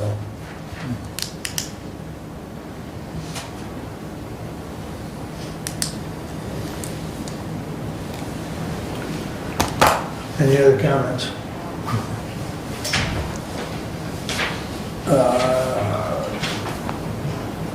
All those in favor of 23-031 signify by saying aye. Aye. Those opposed, same sign. Resolution passes. Please continue, Deb. 23-032 to the Honorable Board of Commissioners. We recommend payment be made to the Economic Development Partnership of Hillsdale County in the amount of $3,000. This amount is for the 2023 fiscal year and was approved in the 2023 budget. This payment is to be allocated to the account number 101-966-00-998.002, respectfully submitted. support. And this as well is the approved budgeted amount of $3,000, which is greater than the $1,500 approved through our budget process and to be paid in 2023. We are current with the invoice on 2023. And I ask that it be paid. Comments?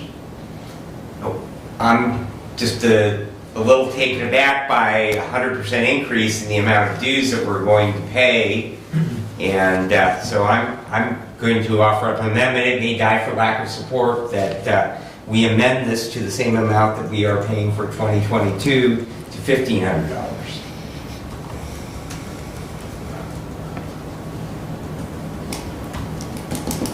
Is there a support for that? I'll support that. Okay, we have an amendment. So in the discussion for the amendment, the dollars that we've been asked is substantially more than the dollars that were allocated. We did have a meeting with Executive Director Sue Smith, Commissioner Wiley, and myself, and the requested amount, in fact, Commissioner Benzing, was $15,000. And through discussion with budget, it was decided that the $15,000 is not something that could be brought into our budget, that the amount decided by the budget committee last year when they were going through their process for the 2023 budget was $3,000 rather than the $15,000 that we were requesting. Yes. Go ahead. So my follow-up question is, the invoice is dated the 19th of January of 2023. How do we build $3,000 into the budget if it's a budgeted amount for $3,000? We didn't have the invoice. And I'm hearing you say about that, the original request was, so where's the invoice for the, or for the $15,000 or whatever? Why are, we only seeing an invoice? Again, going back to my original question on the other resolution, and now I'm just... So to answer that question, the invoice followed the budget. Correct. Brent, correct me if I'm wrong, through the budgetary process is when that Correct. 3,000 was requested? The $15,000 was requested Okay. through the budgetary process, and through that budgetary process, we allocated to the budget that was approved for 2023 an amount of $3,000. And so that is why you're seeing that invoice for that $3,000. Okay, thank you. And yes, and I'm thinking back to those budgetary discussions that we had for the preliminary budget and for the final budget approval, but was thinking that increase in of that $1,500 was highlighted as one of the changes from the previous year's budget. I don't have that. I believe you're correct, because we had that sheet that showed the, It showed the changes from correct. prior year and also changes from what was requested to what was submitted in the proposed budget. And I know every time Sue's been here over the last several years, she points out the economic, Benefit. yeah, The impact that the EDP has for our county by bringing in housing, industry, help for current businesses. One of the things that is an important part of the EDP program is low interest loans to current businesses. There's examples of several that have taken advantage of that. These are things that the EDP does do. They receive in their capital campaign dues or dollars, contributions is a better term, from other municipalities as well. The amount of dollars does vary. Michigan Gas has a contribution. Michigan Works has a contribution. Consumers Energy has a contribution. City of Reading, Litchfield, Jonesville, Hillsdale Hospital, Hillsdale Terminal. There's a variety of folks that do contribute to that EDP. This is the contribution that this board has budgeted, and that's where that $3,000, this is what the budget committee decided that we can't afford. To that regard, Commissioner, I would say this body decided that we were going to allocate that $3,000 because that was in the budget that was approved by the Board of Commissioners for 2023. correct. Yeah. So, go ahead. And I would just simply point out to that a budget is merely a guideline. Doesn't mean just because the money is budgeted that we have to spend it. Correct, correct. All right, any further discussion on the amendment? The amendment, if I am correct, was to revert back to the 1,500 as our contribution for 2023. Any further discussion? All in favor of the amendment signify by saying aye. Aye. Those opposed to the amendment, same sign. Aye. I think it was 3-2, 4. 4-1, I think. 4-1. If you like the division, It passed. Or, I mean, it failed, excuse me. It failed, the amendment failed. So we're back to the original of the payment of $3,000. So, unless someone would like division. Okay. Any further discussion on the, Original. correct? Okay. Hearing none. All those in favor signify by saying aye. Aye. Opposed? aye. That one is 4-1. Thank you. All right. Please continue. Continue with my Doug. update. Yep. Variety of meetings have been held. Hillsdale Township had their audit. They did receive a clean audit.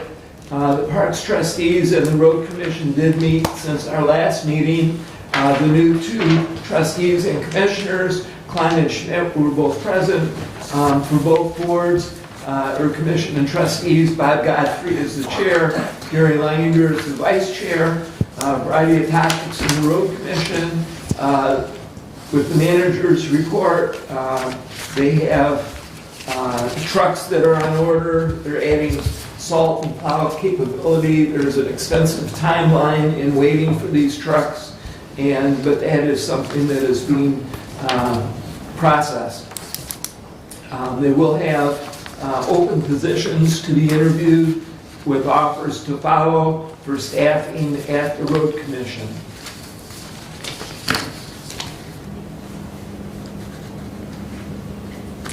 Doug, how many open positions are there? I mean, and we're talking They're about, creating some office staff so that they can cross-train. Right now, they have only enough staff to do the duties. If there's sickness or vacation time, they're short. They need to cross-train in the office. In the warehouse, they have stocking and position with stocking to maintain their inventory.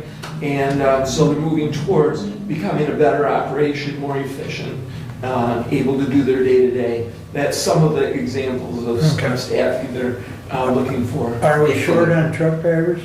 Don't know. Okay. They need to fill their safety director position. Don't know. I Okay. will tell you, they don't have any employment opportunities posted on their website.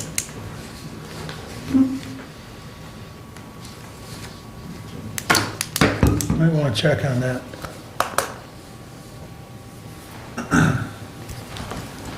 Okay, to continue. City of Hillsdale had their council meeting. The Meyer project is in progress. They're moving electric poles. That project is going to show real movement here in the next, in spring and into summer. With their city manager's report, they are looking into power generators for secure backup in case of rolling blackouts or brownouts, so that the city of Hillsdale will maintain power capabilities. For our facilities, the Friend of the Sport HVAC is progressing. Adrian Mechanical is the vendor. We do have several discussion items. One is, as far as the main courthouse right now, last week in particular, they were working on the gutters. I had an occasion to climb the scaffolding again last week and saw firsthand the deterioration in some of the wood underneath the tile. Concern is the deterioration of brickwork as well. Until things get taken apart, then we really don't know the answers to the questions as terms of, what the contingency and the how much part. But I can tell you that I saw and held in my hand, peeling back 3 layers of tin, and as the tin was pulled back, it had been corroded and deteriorated to a point where it was broken, and then the wood underneath, when you grab it in your hand, crumbles to the touch. So that's part of what we're finding as we go. Pictures to follow, and as they go, the noise in the racket is considerable when the Sawzall are taking those gutters apart. So the meeting that we have on February 10th is a very important meeting to help, with the planning of the courts and the continuation of serving that we need to deal with for the next year as we go through the construction. To talk about the windows, again, Renaissance had their window expert.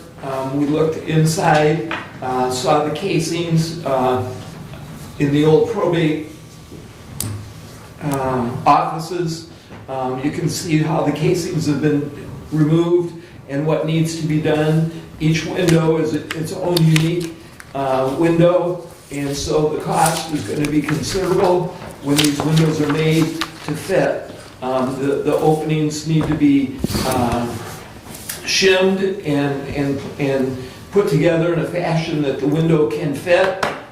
There are many options, as Director Finley talked about, in terms of style of wood, process, the windows, a double pane and energy efficient single pane. Do we put vinyl windows in a historic building? There are many considerations, and I can say that the bids do need to go out. We have 130 windows. In order for those bids to be accurately written in terms of specs, there are certain things we do need to know. And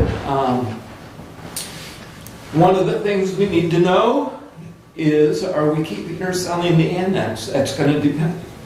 That question alone impacts what we do with the windows. If we're going to add on to the courthouse, we don't spec out 130 windows.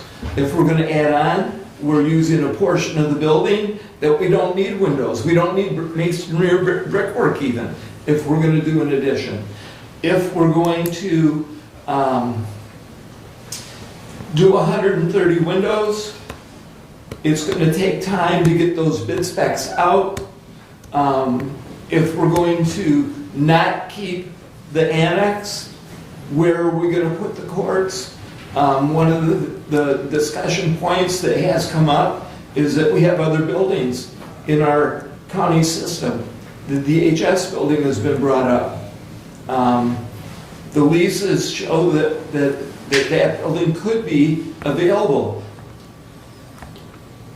Even if I thought that was the right place to go, the question is, how do we pay for it?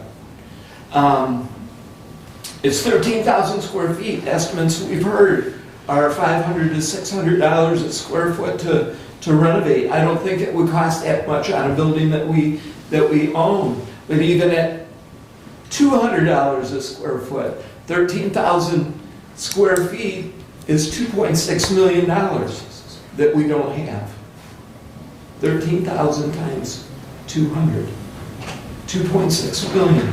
If we say it's going to cost $100 a square foot, it's 1.3 million. If we keep the annex and renovate, we have a 19,000 square foot building approximately. We have 3 floors. If we were to move the court upstairs, which has been discussed, that's 7,000 square feet at $200 a square foot is again $1.4 million. You know, so we have serious considerations to discuss. We have an offer right now to sell the annex that's a hard and firm and quality offer from Pago USA of $330,000. Some would say that's a lot of money, more than we ever dreamed we would get. $330,000 doesn't touch $1.4 million in a renovation. So these are some of the concerns and questions that come as I do this process that now I bring to the Board of Commissioners, because the bid of 130 windows is going to be dependent on some of these things that I just mentioned. So your math's off by a decimal or so. 13,000 square feet, even at $400 a square foot renovation, which on that building I think would be give or take, but $400 a square foot on 13,000 or It's 5.2 million. 5.2 million. yeah, yeah. Yeah. So it's even more. Yeah, it's a little more, but so in any event,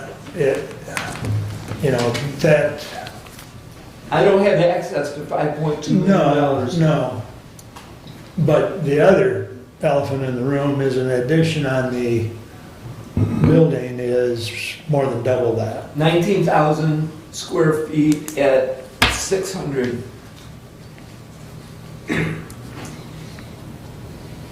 $11.4 million. And we just heard from former city manager in Litchfield that he was involved in a facilities study for a project in Jackson with Jackson County, and the cost that he said were $1,000. We've heard $600, and I've had local contractors go, well, I'll build you a building for half of that. And we just heard $1,000, literally just heard $1,000 a square foot. Numbers that they just generated. That was Friday that you and I talked to Doug. Yep. Yeah. Well, I think if we can take this in parts and proceed, Commissioner, as far as windows, because we currently have a building that has windows in it from the 1800s, 1900s. Okay. Now we have an addition onto that building, and I'm gonna maybe ask the facilities director, what are those windows in that addition? Are those composite frame windows or those wood frame windows? In the newest part, those are double panes. Yeah, the double pane. Double pane, but are they wood frame or they? I believe they're. Those are aluminum, aren't they? Yeah, I think they are aluminum My frame. question is because with the building being listed on the National Register of Historic Places, what, as far as when we look at windows, what are the requirements that we have to do to keep that registration on that? What I would suggest is looking at a restoration of the window that's there. The frames and the wood are good. The windows just need to be upgraded and sealed off. That is totally different than pulling a window out and sliding another window in, which I'm not in favor of. One, it makes your window a lot smaller when you do that. Number two is it's going to be vinyl clad and it's not going to look right on that courthouse.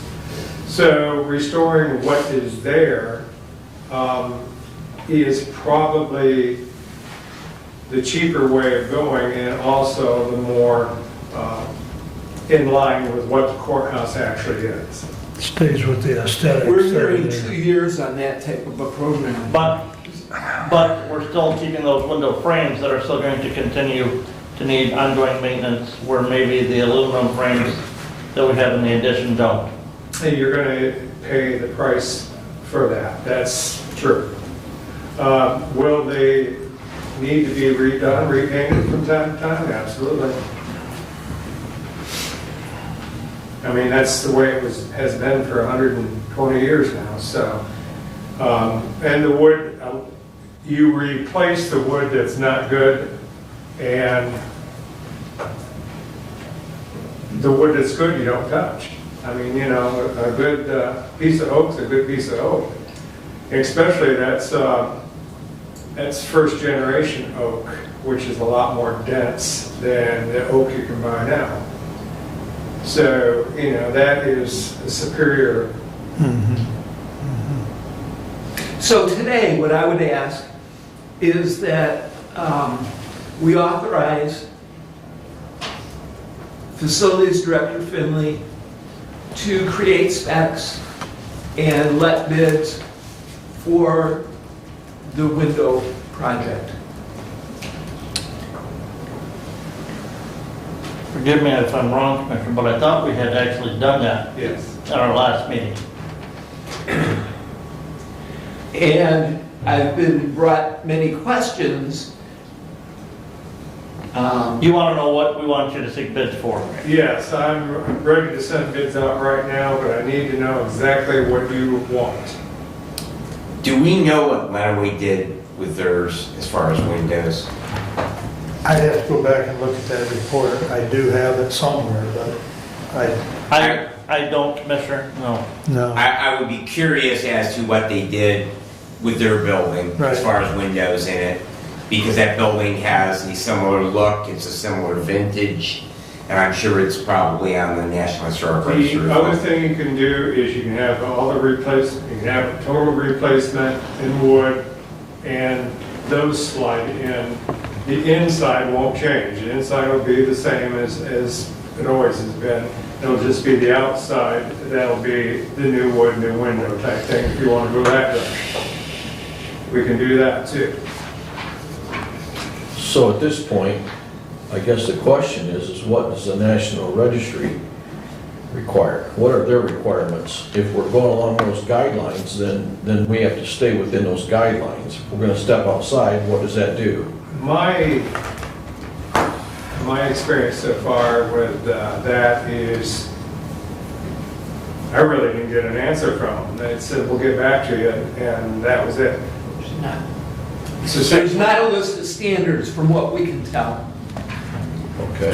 When I asked, the city of Hillsdale has some experience with their historic city hall, and the term that the code enforcement and their department answered was similar look. Similar look. Okay. You tell me. That's kind of a wide open statement. So I seem to think that we have a little leeway. And we do with the clay. I mean, below it is the standing seam, you know, if you want to take it back to original, we'd be going copper, you know, standing Right. seam. But they did direct me not to do it when I presented it to them. They just left it up basically to us.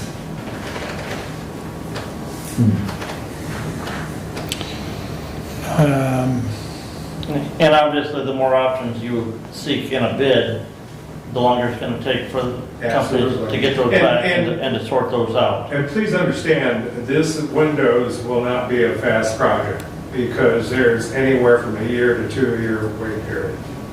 That's how far out we're talking on a lot of this. So it just depends on what we're doing, how we're gonna do it, if we're gonna, you know, refurbish what we have or if we're gonna replace what we have. So a lot depends on how we decide to do it.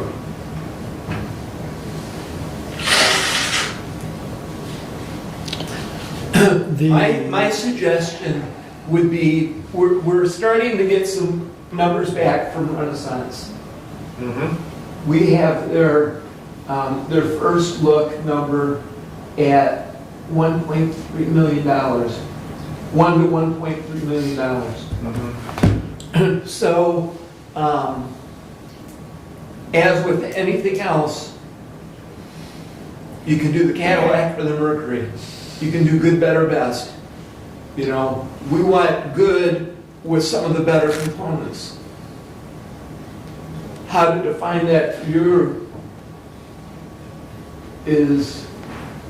I'm sorry? How do we define that for what you need to do? In other words, I don't feel we can do the full restoration.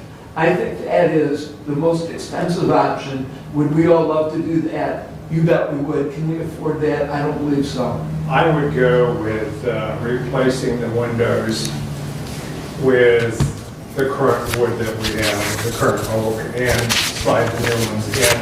Those still all have to be handmade, basically, because those windows, back in the day, they vary, okay? There's no two windows in that building the same, so they would have to make it for that hole, and the inside would look exactly the same. The outside and edge of the inside would be all new window. And then we decide whether we want to do storms or not storms. I say don't do storms. I think it takes away from the look of the courthouse. If we do storms, we do an inside storm, not an outside storm. Or we could just do it with high efficiency, single pane glass. More decisions.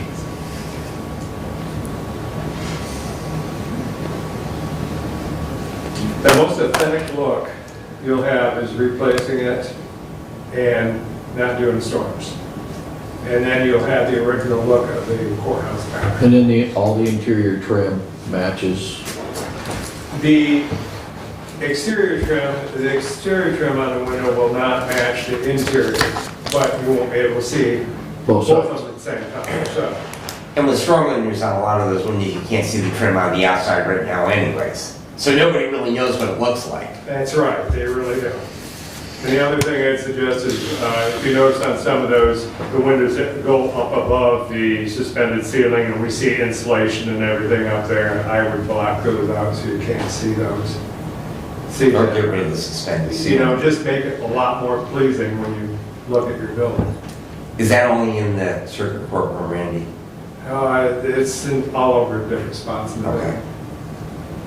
Because the hope is still that we would get rid of the suspended ceiling in the circuit courtroom. I don't see any way from an HVAC point of view, unless you really want to spend some serious money. Because the cubic footage up there is huge, absolutely huge. I put a number to it one time, and we had to put in almost an 8-ton just to handle that end of it. It was just crazy number. It's huge dead space that's And the not amount of needed to work be we do, heated. you know, through the years, there's insulation up there. It's, There's no need to heat that much dead space. Or I can't see taking it sooner unfortunately, again. I just forwarded to you the restoration narrative that I had gotten back in February of '22, as far as Lenawee County. There is no mention in the restoration narrative that they did anything with windows. So to use them as a comparable doesn't work. Yeah, because I was thinking the majority of that restoration project, they had very little in the exterior of the building as far as the cost. There was some exterior, but the large part of it was interior. Yeah. And it was still almost $9 million. Yeah, it's only about 400,000 in exterior cost, if memory serves me correct, from their budget. Yeah, I'd have to read the whole thing thoroughly, but, Or, no, that's basically what I want to know. If we do that. okay. So I think what I'm hearing is that you need guidance as far as the windows. Yep, so I can take it to bid. What I'm really looking for, I'm not looking for a replacement window that's vinyl and all that. To me, that's not the way to go in a courthouse. I would go with a replacement window with the wood and everything, just like we have right now. And the inside would stay the same. It would be tightened up, it would be sealed up, and then the new window slid in. And that will be more or less a custom window, but it's not a total refurbish of a window. And I would like to stay away from the storm windows if possible. I think they look more, it'd be more pleasing to look at without that. If we need storm windows, we could, maybe do it by room at a later date on the inside. But right now, I just go for the replacement window in the wood. I think you just named your specs, there you go. Is there a consensus or comment? My only concern is the specs on the windows. Are you gonna have to do each one of them individually for the bid or the quote? They will. Are you gonna do like a 4x5 window generally as a 4x5, or is it gonna be 47 inches and 47.25 inches by, They will measure each and every window, and they will have to spec it out as that. We just tell them the basics what we want, and then it's up to them to do the measuring and decide what it's going to cost. So that's the reason you get some wild bids in there. Sometimes they're super high, super low, and we sort that out after we get the bids back. Right. One more. Of the 125 windows, how many of them are in the newest edition? And are they in a state of disrepair, or what kind of condition are they in? They're in good shape. They're, they're what? 20 years old. 14 years old, 15 years old. Yeah. And how many of them are in the new edition? Not that many. I can't tell you. Dozen? Probably. We're not looking at replacing those though, are we? I'm sorry? Those aren't on the list to be replaced, are they? No, I'm not going to. Okay, I didn't think so. Okay, Yeah. okay. I didn't know that. Yeah. I thought you were doing all of them and that was included. It's glad I clarified that. Good point to clarify though, Okay. but, yeah, we're just primarily looking at the 100-year-old windows, or Correct. thereabouts. Original courthouse windows. Randy, do you have everything you need? I can live with that if that's the way you want to go. Brad, go ahead. Does that include the round ones, Randy? Yes. Okay. Just wanted to make sure that we were doing those two. Oh, absolutely. They need it. Yep. Don't want them to fall out. They will eventually. Eventually, yes. Okay. Any other comments to make for Randy? Can I ask, I know it wasn't a motion, but what is the Consensus? Move to, Custom window, you're gonna make a motion now? I move to direct the facilities Okay. director to seek, in his bids for windows, to seek wood replacement windows for the windows in the historical courthouse. Second. May I have a friendly amendment to make sure that they're, what's the word I'm looking for, double pane? No. No. Because what- he said high efficiency single. Okay, Like you want you high covered. efficiency single pane, okay. I don't Fine, think we want to pin that down in the Right. motion. Yep, that's fine, I just wanted to clarify what we're, And when I send this out, I'm gonna go for probably two different, this way or this way. okay, And we'll see how this shakes out. I'm fine with that, go ahead, Steve. So when you send it out, you will have certain specifications for their quote, for them to meet. Correct. Yep, yep. Okay, So your motion was wood replacement windows. That's what he wants to look at. Okay. Thank you. okay. Further discussion? I think we beat it up. All in favor, signify by saying aye. Aye. Opposed, same sign. There you go. Thank It's a you. discussion item, I'm not done.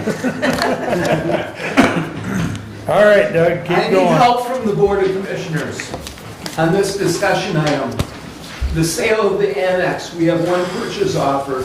Pago USA has presented an offer of $330,000. They have offered a 3-year lease at zero cost to the county to use the space.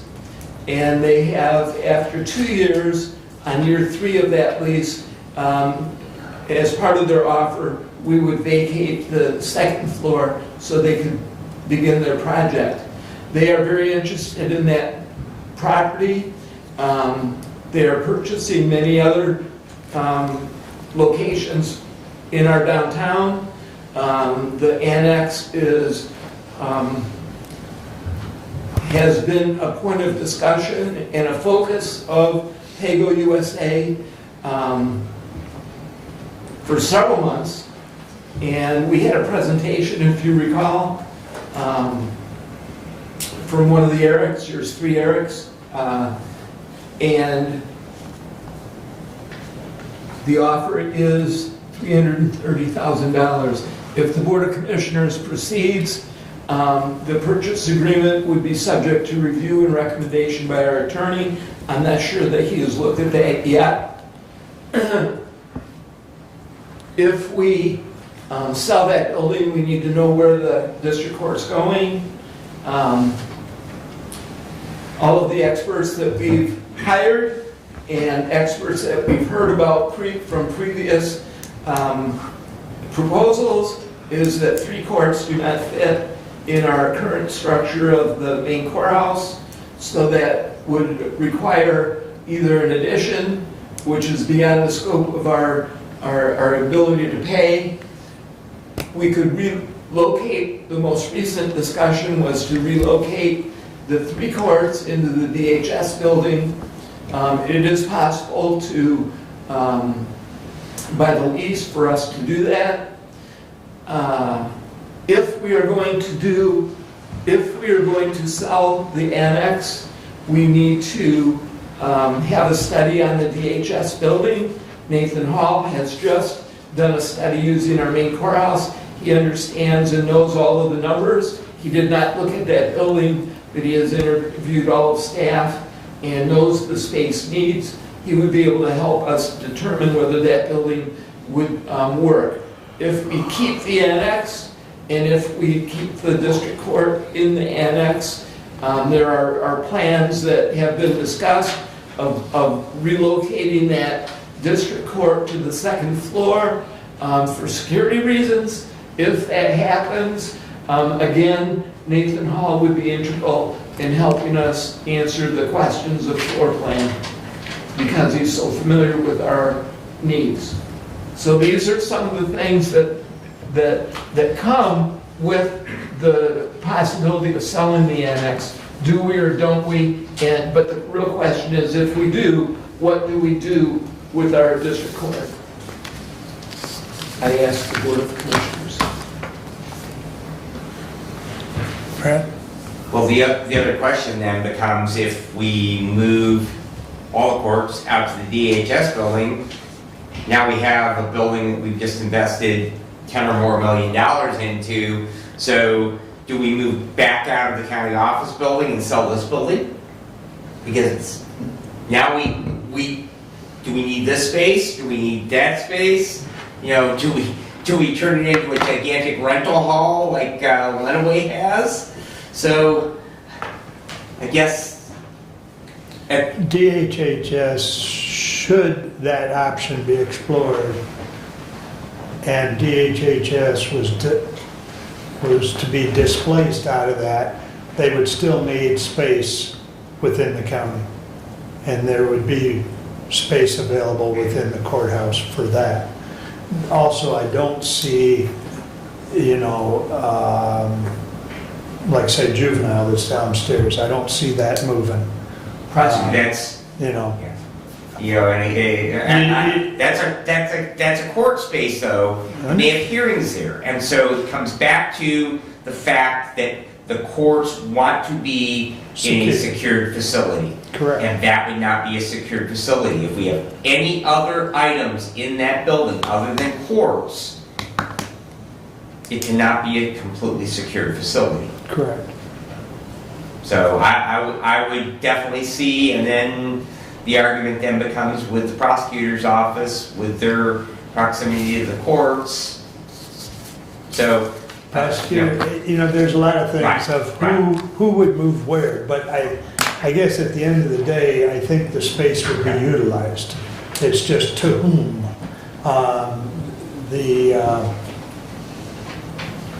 Randy, who's the one that we displaced when Lifeways wanted the entire upper floor?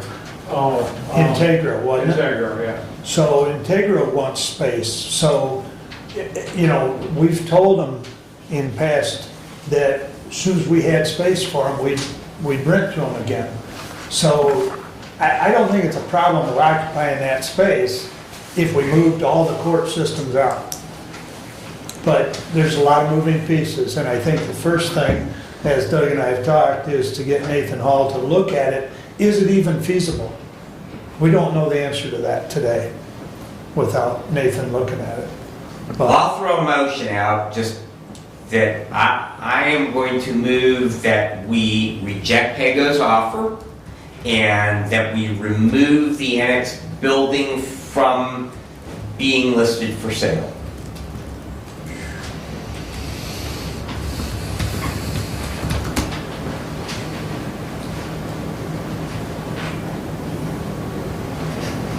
Is there support? I second that motion. I want to talk more about that. Okay, so you've got it on the floor to discuss. Please go ahead. So the point of keeping the annex is that we need the annex building to function for our county, if that's the premise. And if we keep the annex, Commissioner Benzing, what would be the plan for that building, and how would we move forward? And how would we pay for it? The discussion of renovation and dollars cost to renovate, whether we're spending the money to renovate the annex building or spending the money to renovate a DHS, those are dollars to spend, that dollars we have to find. My question would be, how would we proceed? How would we proceed? So it really always comes down to money. It really always comes down to that. We know whether, we have 100% acceptance, but we know we are not going to be able, without an addition to the historic courthouse, we are not going to be able to put all 3 courts into that building. So we know that, and we know we're going to have to spend money somewhere, whether it's for an addition, which we can't afford, whether we've already talked about the DHS building, and I like that idea the best simply from the security standpoint, because now you have a single building with all 3 courts in it. You can secure that building. You can concentrate and then have screening there. That answers a lot of the problems that have been spoken of in our report from the National Association of State Courts. And also part of the long ongoing discussions. I heard recently from one of our employees, we talked about security for our court facilities for 30 years. But again, it comes down to where do we get the money to do that? I just simply don't see any way that we are going to be able to afford those additional solutions. I mean, we look at the amount of dollars we're going to have to borrow to complete the project on our historic courthouse. I just don't see it in the cards, because we're going to complete that project. No matter what we do with that space, we're going to complete that project. I just don't see it in the cards that we're going to be able to throw $5 million at the DHS building to turn it into a courts facility. And I don't see it in the cards that, some of the other proposals that we've heard are going to work. We have that building. We can move forward slowly, but at least have a plan. And I was full on supportive of the idea of getting rid of that building, but we can't get all the courts into the courthouse. We long ago decided we weren't going to renovate this building into a courts facility. And so to me, the only plan that makes sense is we keep that building over there, despite the fact of its age and the challenges, because it really is 2 separate buildings. It's got an elevator in it, so that solves problems with the fact that it's 2 stories. There's a building across the street that's really expensive, and it doesn't have an elevator in it. It's proximal to what we already have. And so to me, it seems like when you shake out everything that we possibly can do, that keeping that building and moving forward with somehow renovating that into a courts facility that will satisfy the needs, keep all 3 of our courts here downtown. And even though it doesn't solve the problem of we have 2 different buildings to secure, that it seems like that in the big picture that's the best solution. Not an elegant solution. An elegant solution would be to have them all in one place, satisfy all the needs as far as sally ports and judges being able to be secure and the public being separate from prisoners. But I just don't see us supporting that. So we're going to have to make do with what we got. What's the timeline on the offer, Randy? I mean, when do they need a yes or no answer? Fairly soon. I don't have an actual timeline, but they want to wrap this up as soon as they possibly can. And one thing I would like to just add, let's say it costs $1 million to renovate the annex and $1 million to renovate DHS. If you sell the annex, you got $330,000 to go toward that $1 million. If you don't sell it, you still got $1 million you got to pay, plus you still have the extra building.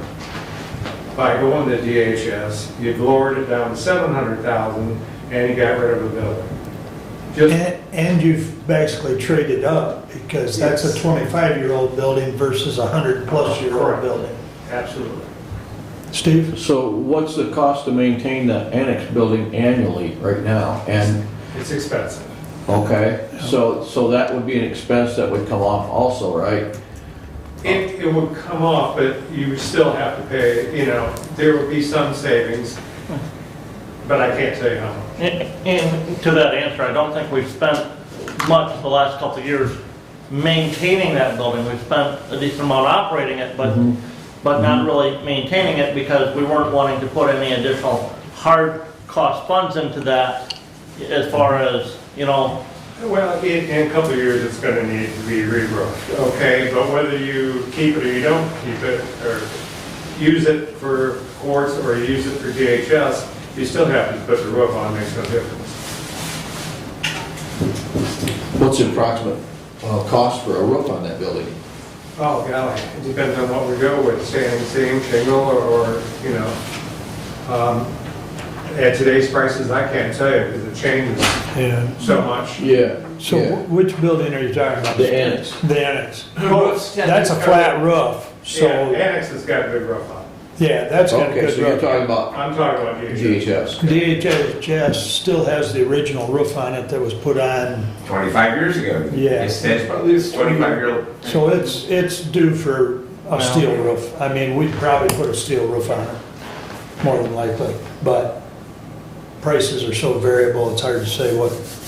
Okay, the HVAC system in the annex, The HVAC system in the annex is 15 years, no. it's No, it's not 12. I think we did that 12. 12 years. Yeah, about 12 years. Yeah. End of life is about 18. I mean, really, as far as the HVAC, we're gonna have those costs at either location, Correct. because there are some end-of-life situations approaching us at DHHS, so. Yeah, we put a tower on that building, Yeah, the we put a new DHS tower on building. that about 8 years ago or so. Right. Okay. Further discussion on the motion to not sell.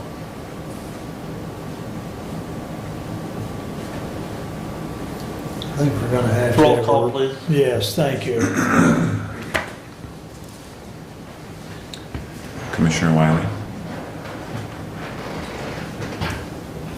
I want to clarify for my own benefit. The motion was to not, The motion was to reject. Reject the offer Reject and the offer. remove the building from being for sale. okay. No. Commissioner Benzing? Yes. Commissioner Leininger? No. Commissioner Ingalls? No. Commissioner Lanius? I'm gonna say no. The motion fails 4-1.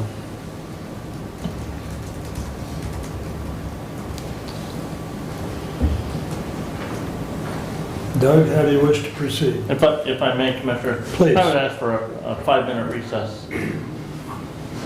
We can do that. Thank you.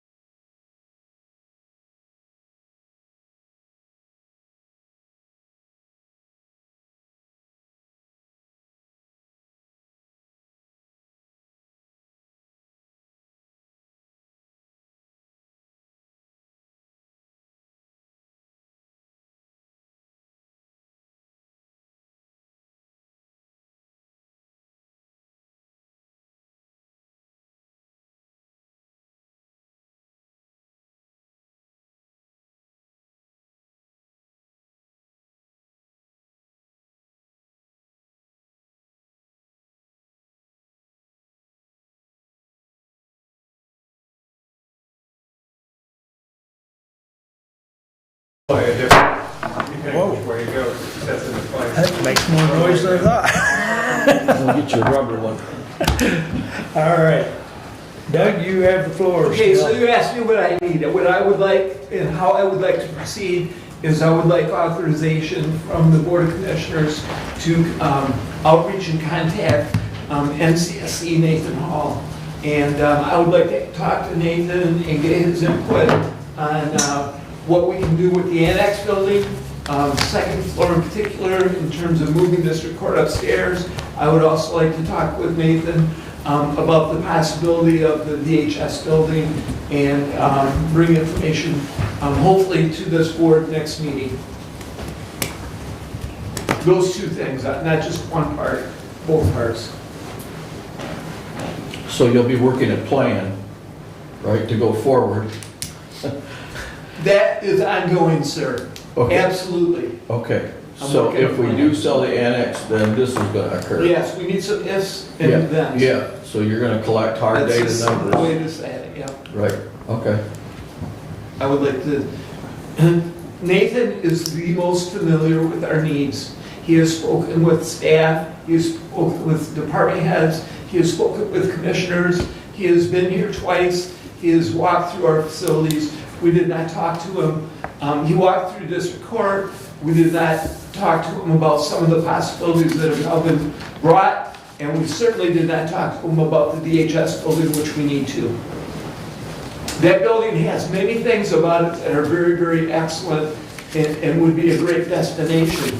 It's already got a loading dock that can be used as a sally port. I mean, it's got plenty of parking. It's got a big building that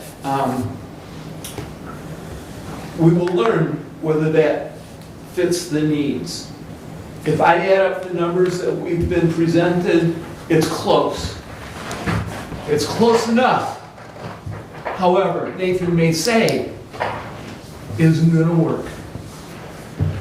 Until he looks at it, and we have spent through grants and other monies, $50,000 to get their full-blown report with several options. He's given us 4 options.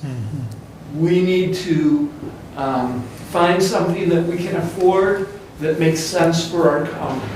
And that is the dilemma. Dollars.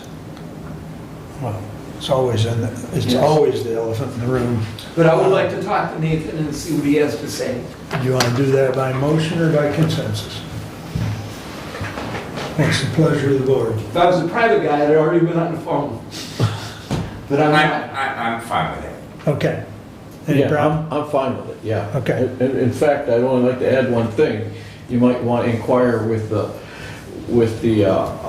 Finance Committee and see if they have any input one way or another as to monies that might be available or not available throughout this process, because we need a plan to go all the way through this from start to finish. If we sell the annex, we move to DHSS, however that's going to transpire and what the hardcore numbers are. I think selling the annex is a good thing. It's an old building, and in the future, it's only going to cost us more and more and more as we go on. And the cost to keep it up is going to go up and up and up until we're into a restoration project again, which we absolutely do not want.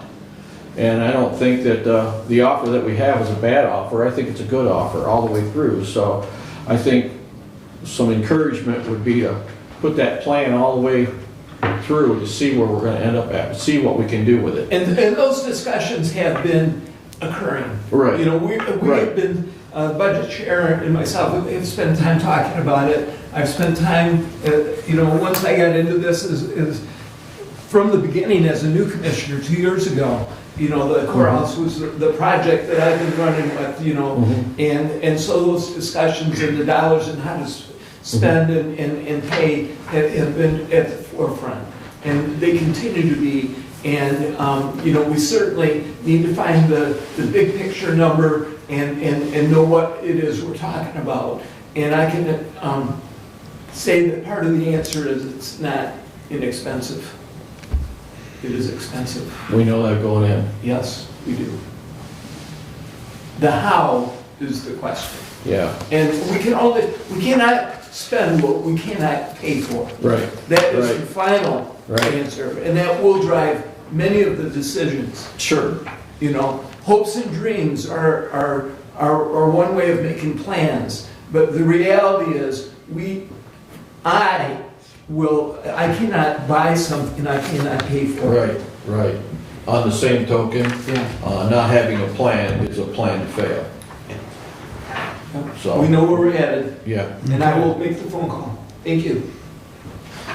And just to finish my report, Michigan Works Southeast has a consortium on Thursday, which I will be attending.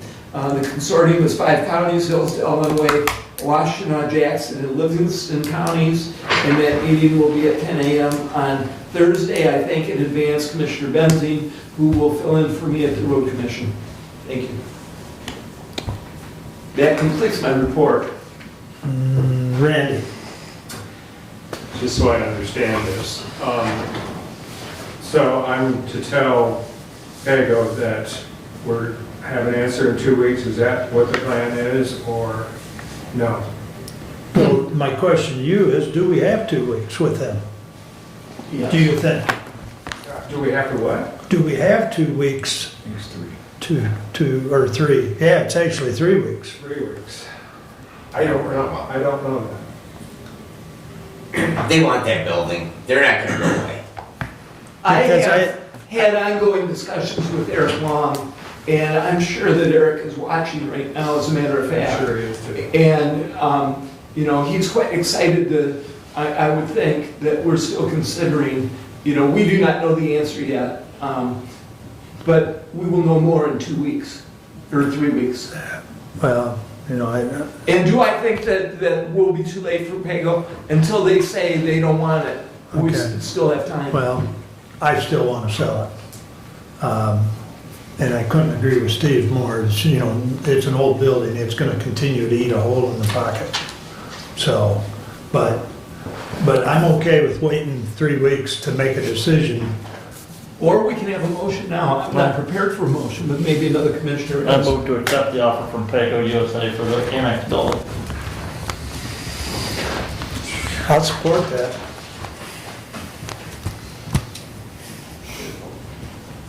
Discussion? My question is, again, regarding the payment. If we keep the annex, we have $1 million plus to put into it. Can we, for the same $1 million, accomplish what we need to at DHS? Or is it gonna cost us $2 or $3 million at DHS? How do we pay for that? The indication that I've got is that we have capacity to borrow perhaps $2 million. We can challenge that capacity to maybe $3 million. We cannot challenge it much beyond that without changing programs that we have in place. That's my understanding of the borrowing power. If we borrow money, we need to be able to afford the payments on that over a 10-year, 15-year, or 20-year program. And that, I don't know that answer. I think we've beat this horse to death enough. We've got a written offer on the table for that building. That gives us 3 years rent-free to continue to operate while we finish those other plans. And I'm pretty confident we can get the plans done and the people moved in a 3-year period.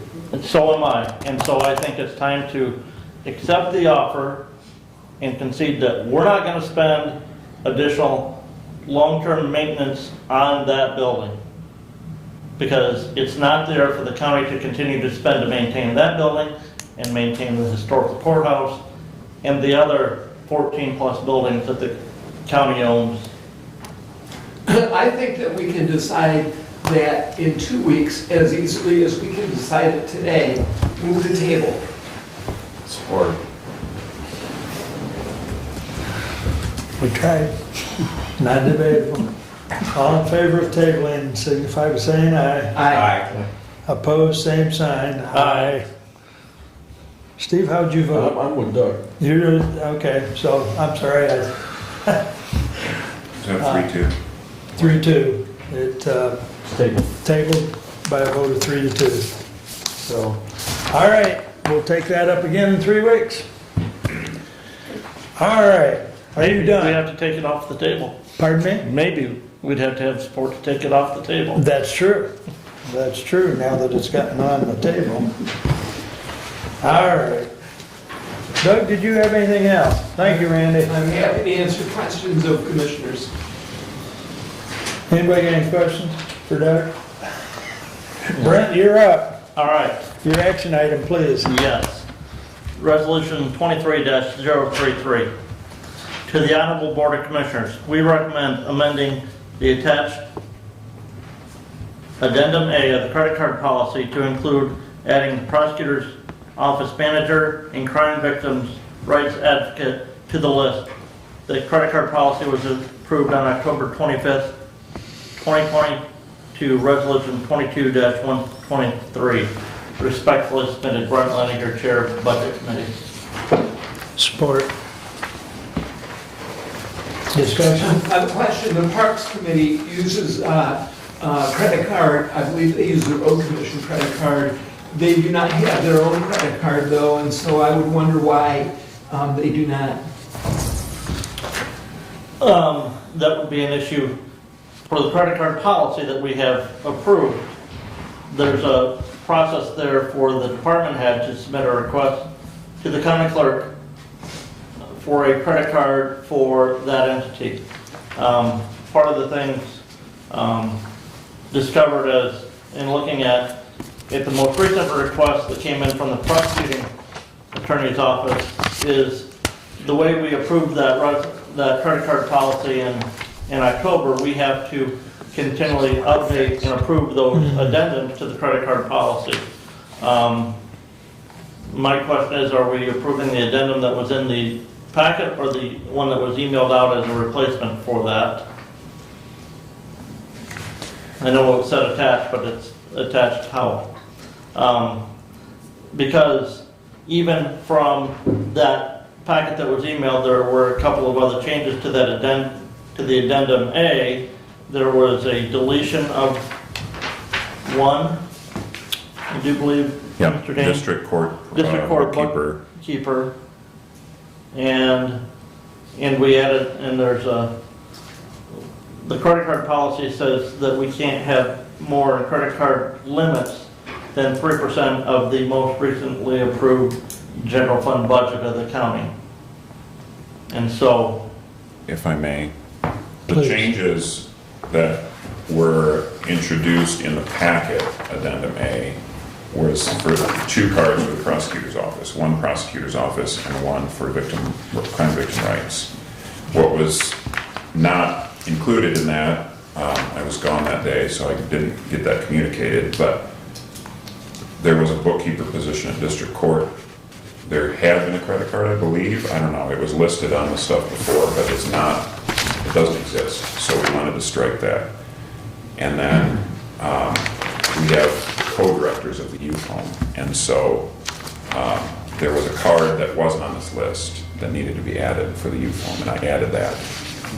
So now what we're doing here, if you accept the one that was emailed instead of the one in the packet, is you're capturing all of those changes, Yeah. so we're all up to date. I would move to substitute the replacement A from or addendum A from the packet with the addendum A that was emailed to all commissioners yesterday by Clerk Dane. Second. Okay, so we're accepting the amendment. The amended addendum, correct? Correct. All right, does everyone understand? Any questions? Voting on the amended addendum A, all in favor, signify by saying aye. Aye. Opposed, same sign. All right, now going back to the original, is there any further discussion on the original as amended? All in favor of 22-033 as amended, signify by saying aye. Aye. Opposed, same sign. Resolution passes. And a follow-up to that, we are working on some updated language to that credit card policy so that when there are changes to those, to that addendum, whether it be addendum A or addendum B, which is the issuing agency, that doesn't have to be brought before and approved by the commissioner level before the clerk can obtain those credit cards for those departments that request them. And I believe there was some draft language of that emailed out to everybody last week that said we're still working on that to make sure that that language will pass the muster with our auditors as well, to make sure that we're complying there, to make so that everything is up to date when they come and audit, and make sure that we don't have a credit card that's been issued that's not on the list and that we haven't approved.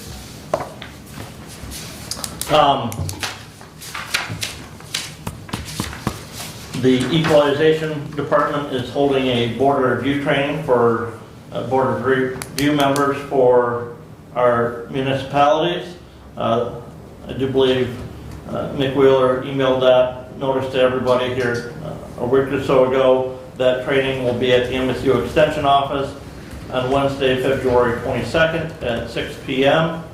That's for our municipalities when they have members change on the board review or they need their training updated, and they need to register to attend that by February 17th. The registrations need to be sent to the county treasurer's office, and the cost is $10 per attendee for that. The Finance Director Ringman emailed out to everybody the preliminary December expenditure report. There are some things that still have to be ledger changes to that. Some of those things we dealt with today. The payment to the EDP was not booked in that. There are some prepaids there on some of those departments that are showing over budget for the year that will reduce those figures and bring those back in line with the budgeted amount. And then the big thing there is we were only at 92% of the budget used, but one of the largest line items, the appropriations transferred out, has a ledger amendment that needs to be made to reflect that change. As we talked about, Somerset Township, they got a change in their police chief. They are also looking at an addition onto their fire hall, as they have ordered a new ambulance. They ordered that ambulance after their board meeting last month, and they're not anticipating delivery until spring of 2024. So I don't know if it's what the bells and whistles that are coming on it, but Keith said that theirs was a lot shorter turnaround. That's just kind of where we're at in some of that vehicle market right now. Their hope that with that they would always be able to have 2 ambulances that would be able to be in service at any one time. As we all know, operating a vehicle at times got to go out of service for maintenance, and so having a 3rd ambulance would give them that flexibility that they need. And they want to put that addition on so that they make sure that they keep all their vehicles inside. The renovations to the Wright Township Hall are proceeding. They're working at adding some living quarters there for EMTs, paramedics, so that they've got them there on staff when the call comes in for ambulance services. I think that are all of the updates that I have at this time. Any questions for Brent? Go ahead, Brent. So, just one as a comment on his report about equalization and board review training. Commissioner Lanius, I would encourage you to attend that if you can find time in your schedule to do so. That's very, very beneficial to have a better understanding of that board review process. So Nick would be delighted to accept your registration on that. I know I attended, we did it last year because it was first year and very, very informative. And then my other question for you, Commissioner Leonard. Does the village or the township still own the former bank building down there? No, Okay, so that has been then that's been disposed of a long time ago. Okay. 'Cause I know there was some discussion at one time of moving offices over into there, and so I was just wondering as part of that renovation if they were. Thank you. Okay. Any other questions for Brent? All right, Steve, you're up. One action item. Okay, one action item, 23-034, membership dues payment to the Raisin River.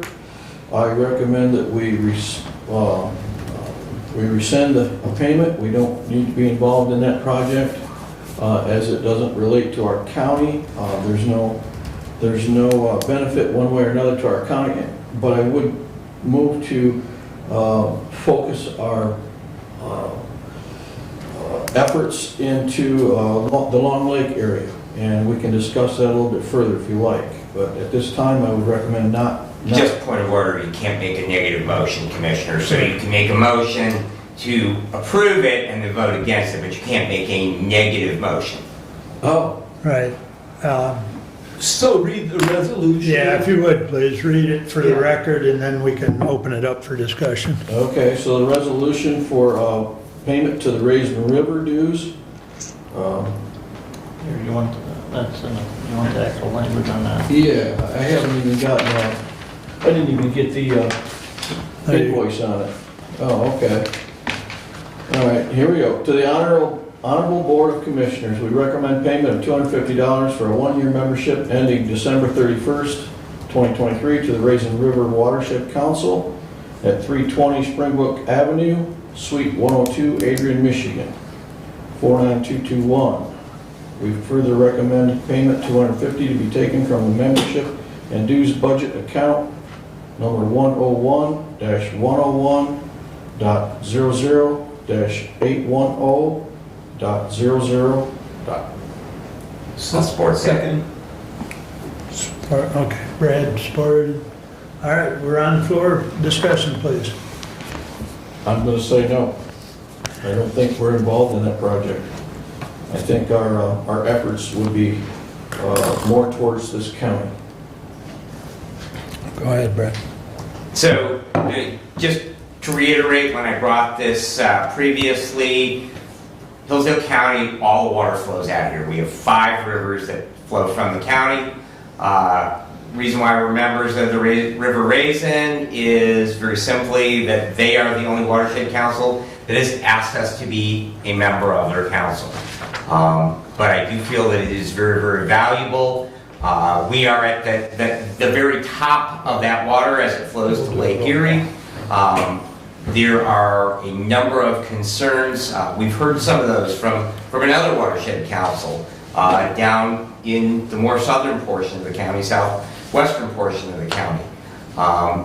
But it is very, very important that we have a seat at the table. The only way that we can have a voice as far as what happens with that water that flows out of here is by having a membership in it. And so consequently, I am supportive of the idea that we continue our membership. If I may, in your packet was the membership dues invoice. That was invoiced for $500. Last year, I believe, correct me if I'm wrong, Commissioner, but Commissioner Benzing kind of negotiated a $250 price so that we still had a seat at the table, and that's what we opted to do last year. So that was my comment, but please go ahead, Doug. So I am looking at the invoice, and River Raisin Watershed shed 2023 membership dues. The invoice is as of December 27. There are 7,811 acres in the watershed with a population of 1898 at 10 cents a person is $500. The minimum dues described on the invoice is $100 per local government, excluding counties, where the minimum is $500. As Chairman mentioned, rate of $250 was negotiated, and I think that that is what we can afford, $250. We just got through talking about a project that's possibly $5 million, and I think that the membership for helping to protect our water is a good thing, and that for $250, that is probably one of the best values that I've seen all day. Further comments? Brent? And I would just add that all of the watershed in the county is in Commissioner Reiner's district, Somerset Township. All of that portion, all of that watershed is in Somerset Correct. Township. Of that And one. there's, Yeah. and give me the number of acres, I don't know that, the number of acres in that watershed that are in our county. I didn't see a number of acres, but we are only 2% or less of that watershed project. And for the $250 we paid last year for dues, they didn't even list us on the active county's involvement. So If you're mentioning the website, I believe that website has not been updated. So I think that that is for 2020, not 2021. Because I did look at that after you mentioned it. That would have been 22. it's 22. Okay, so it was last updated in 2021. So Yeah. I think it's actually at least a year behind the list of member counties, because Jackson County isn't listed either. And I know that they are a dues paying member, and I think they pay the same thing that we do, $250.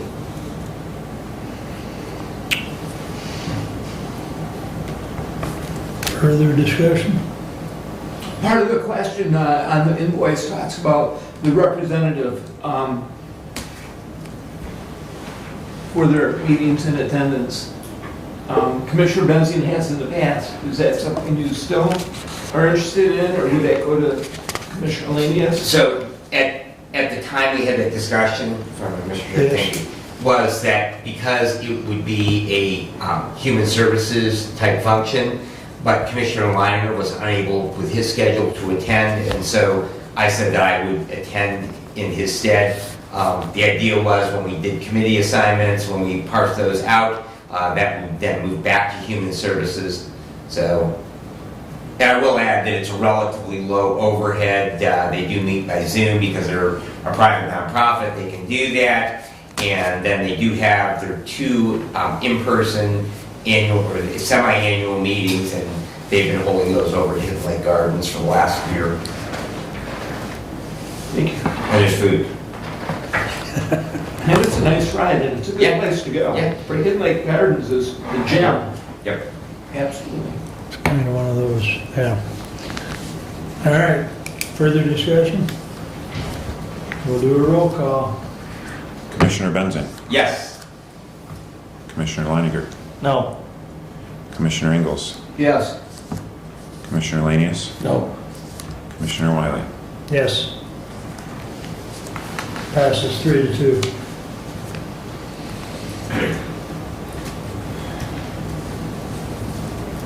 All right, you may continue with your report there, Steve. Well, I attended the Health and Human Services meeting on 17th. Hillsdale Hospital did a pretty good presentation. They're looking at recruiting for cardiology as well as geriatric specialists. And they're going to be adding a ear, nose, and throat for the community, and they presented a good copy of their report, and it's available if you'd like a copy of that. And then I did a Zoom meeting with FEMA and ARPA on the 19th, and that was a very short meeting. They give us an update on Phase 39, pushing the spending date from 4/30 to 12/1 for a final report on that. And then Phase 40, in that will be coming, and training will be in March on that Phase 40. That date will be announced yet. And then I attended the OMI meeting in Angola. And that was a very informative meeting on the aquifer and what's going on and how that relates to Hillsdale County. And what they're essentially doing down there is trying to prevent great deals of water being extracted from their aquifer. And what I discovered in that meeting was that the state of Indiana has very little control over their water. And the state of Michigan has quite a bit of control over our water. And so I talked with James F., and I'm going to massacre his name, but it's Milne, M-I-L-N-E. Milne. Milne. Yeah, he pronounced it Milne. Okay. Yep. Okay, I'll take that. And he is with the Department of Environmentalists and Great Lakes and Energy with the state of Michigan. And he expressed that he would be interested in coming to our meeting and the last meeting of February and giving us a little presentation and update on some of the laws for Michigan that refer to aquifer and how some of the things that are affected down in Long Lake right now that's going on with the contamination levels in the lake. And so I encourage anybody that has any questions on that to email me some questions if you have for this gentleman, and I'll put a pack together so he can answer those questions in his presentation at our last meeting in February. So I'm kind of excited about hearing what he has to say about the aquifers in Hillsdale County and how we are being protected or not protected, whichever the case may be. So that's about all I got. We've already got 2 items on standing order for the second meeting in February. Can we add it? I could put him on the first meeting in March, Steve. Okay. So, I'll get with him and verify if he's got that available. yeah, that is March 14th, and we could plug him in at 9:30. Okay. We're all ready? Thank you. Anything else? Nope. Any questions for Steve? All right. I have, Can I have that? Yeah. That's the official one. let's see, 2023.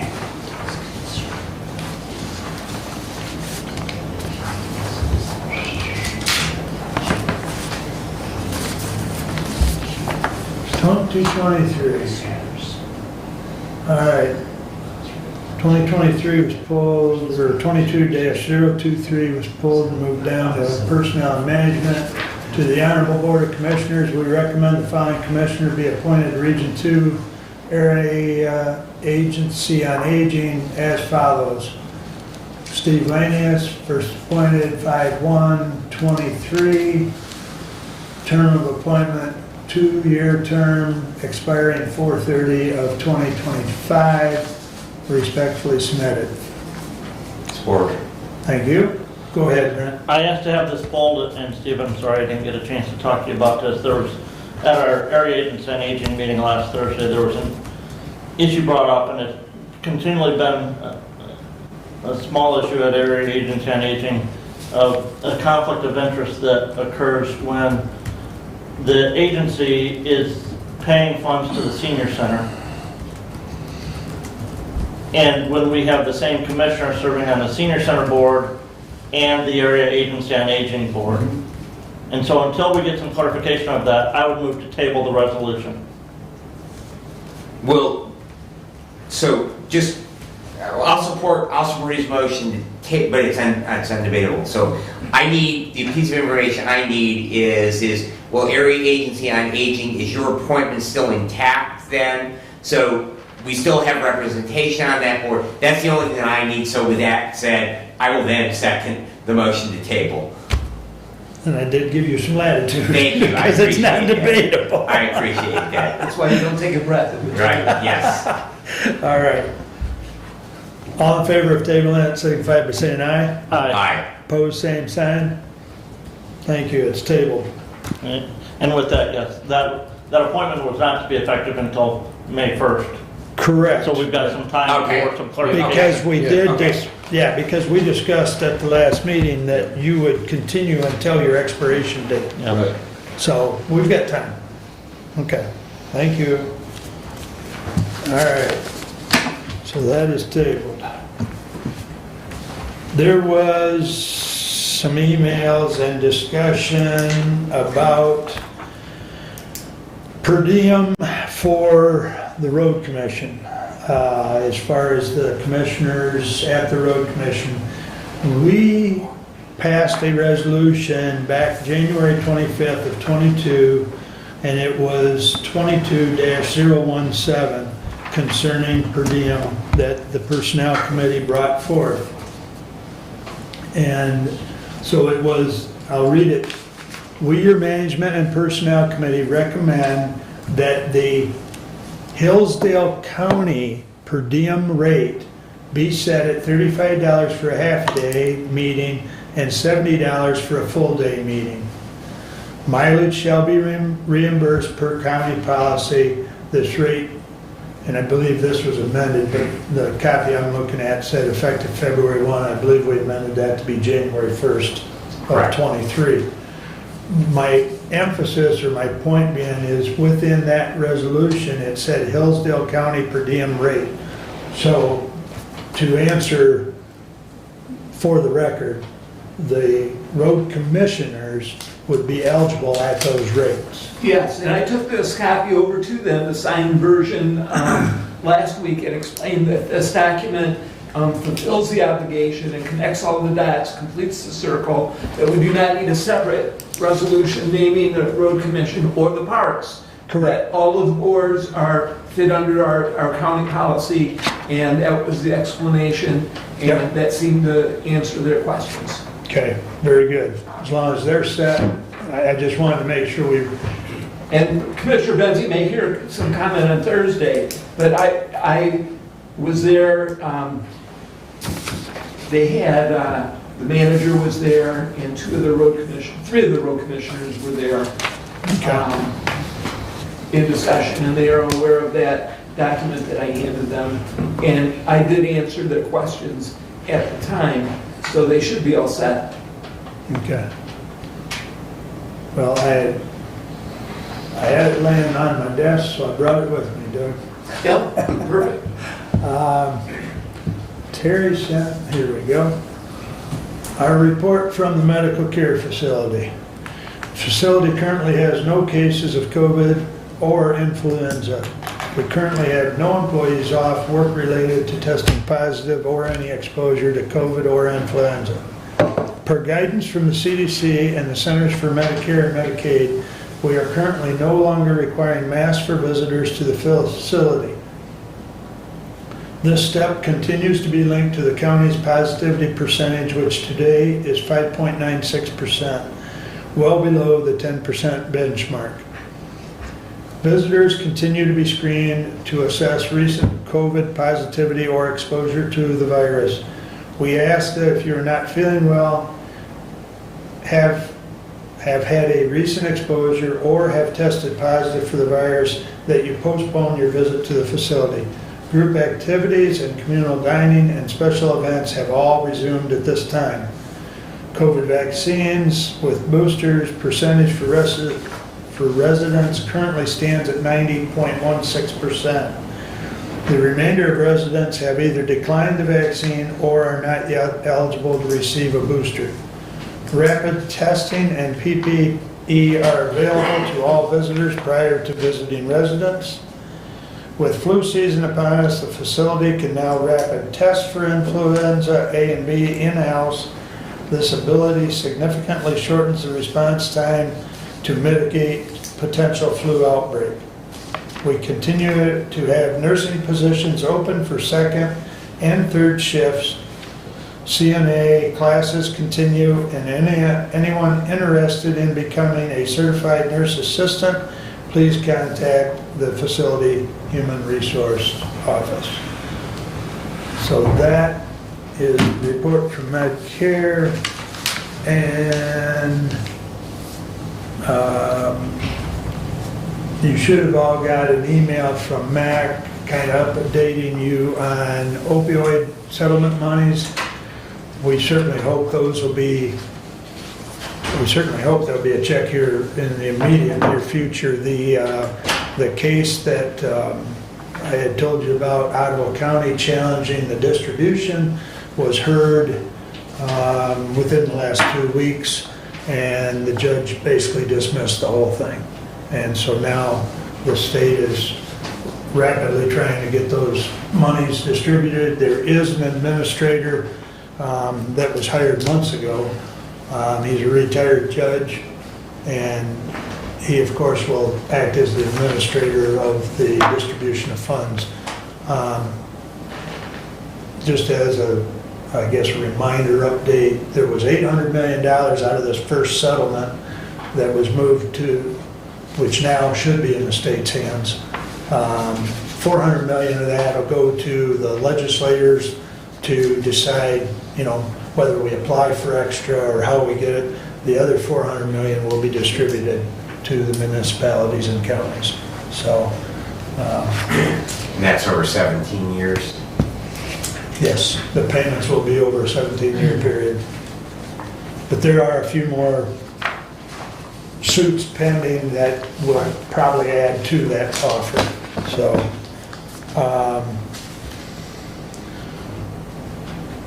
just for our viewing public, the censorship that was referred to earlier in the program, and I'm not even 100% sure it has taken place because I haven't looked at the document in question, but there was some extremely vulgar language that we do not condone, and that was the only piece of that tape that was looked at altering. So we are not censoring any of the meetings per se, but that was the item removed. So that's all I have for today. Doug? I have a follow-up on that, the portion that was edited specifically was the giving everyone the finger and the language, and that is the only edit that happened. Thank you, sir. Appreciate that. All right, with that said, question? With the court ruling in Michigan regarding the petition that was submitted 4 years ago for the increase of the minimum wage and the paid time off, have we been working on updating those pay schedules to make sure that we comply with that when that's supposed to be effective in February? I have had some discussions, if I might. Please. I have had some discussions with Derek. The other issue is because there is now a component for mandatory sick time, and that applies to all employees, not just full-time employees, but part-time employees as well. And there is a standard that is 1 hour for every 40 hours worked. And so Derek was made aware of that. Also, our IT department was apprised of it because the discussion we have been having is towards an electronic time clock. Currently, we still use timesheets. We have 911 has moved to an electronic time clock. The sheriff's department has moved as a beta tester. And so the hope is that by going to that will also help us keep it in compliance with tracking those hours, and also then being able to allocate them because employees are allowed to take them in 1 hour increments. As far as will we have that information by February 1, I cannot answer that, but we did have that discussion. It was either late December or early January.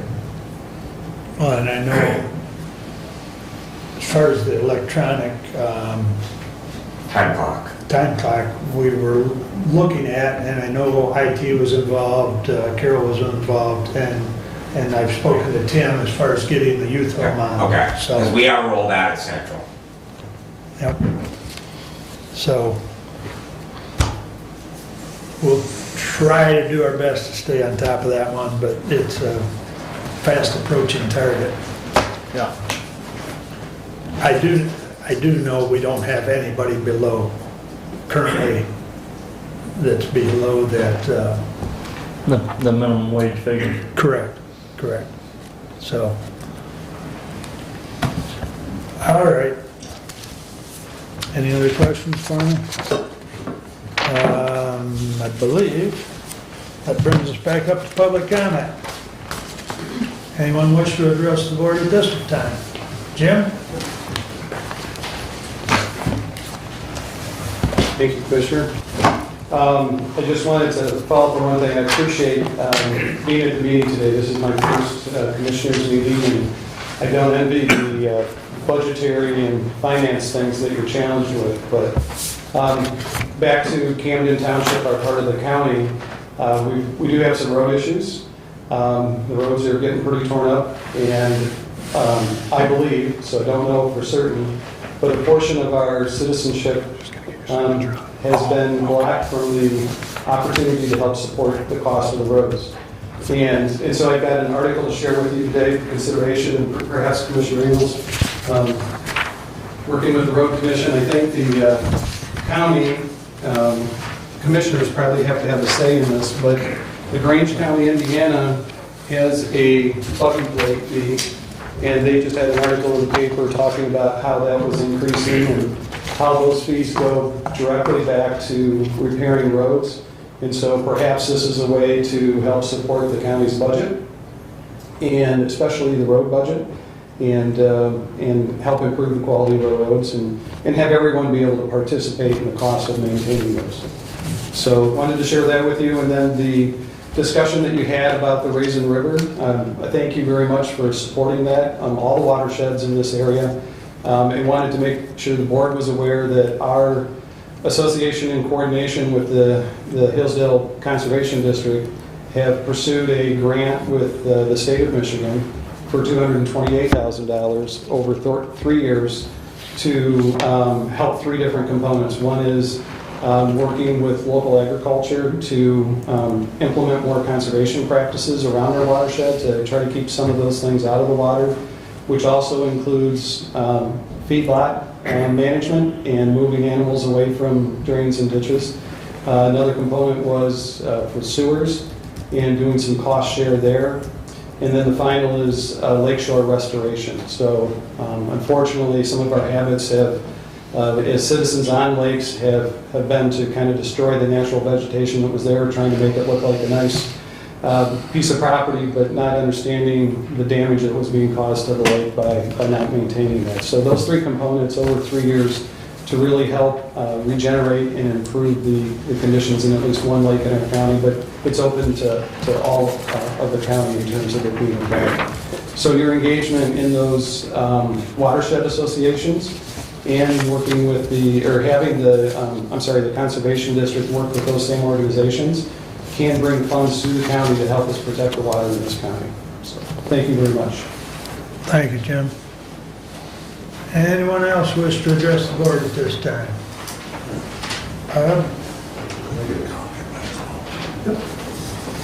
Thank you. First off, Doug, thank you for addressing the idea of, comments being stated that may be vulgar. Again,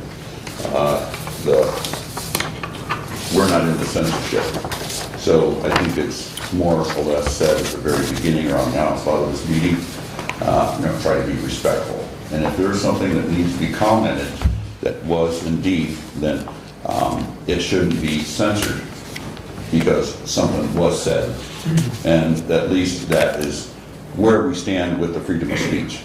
But I'm glad you mentioned how you decided, for how it was decided. The last is the comment page. The comments that was made as we speak today and in the past as well has been removed. So I'd like to know why those things on the comments, as of right now, any comments that's being there, when you get to the site later on, try to bring up those comments. I'd like to have those comments all the way back. I think it was in April, and I tried to go back further, almost 2 years, trying to get where the comments were, not there. The gentleman back here talking about the aquifer, the rivers and such. they've got a great fishing deal going on at Rifle. I don't know if you've ever attended, Brad, I know you're kind of into the fishing direction.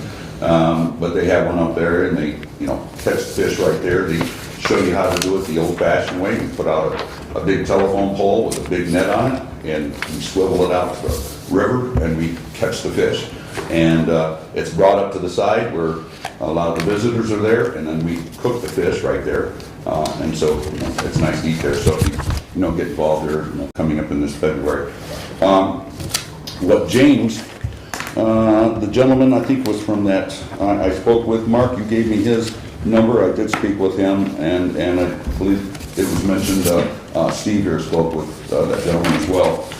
Yeah, the state, I would really encourage the people that are very concerned about the aquifer, get in contact with some of the residents, throughout the other places, the aquifer that the U.S. Geological got involved with, and approving it, that the diminishing amount of water was taken out, and because they wanted a bottling companies, and we cannot exhaust that water source.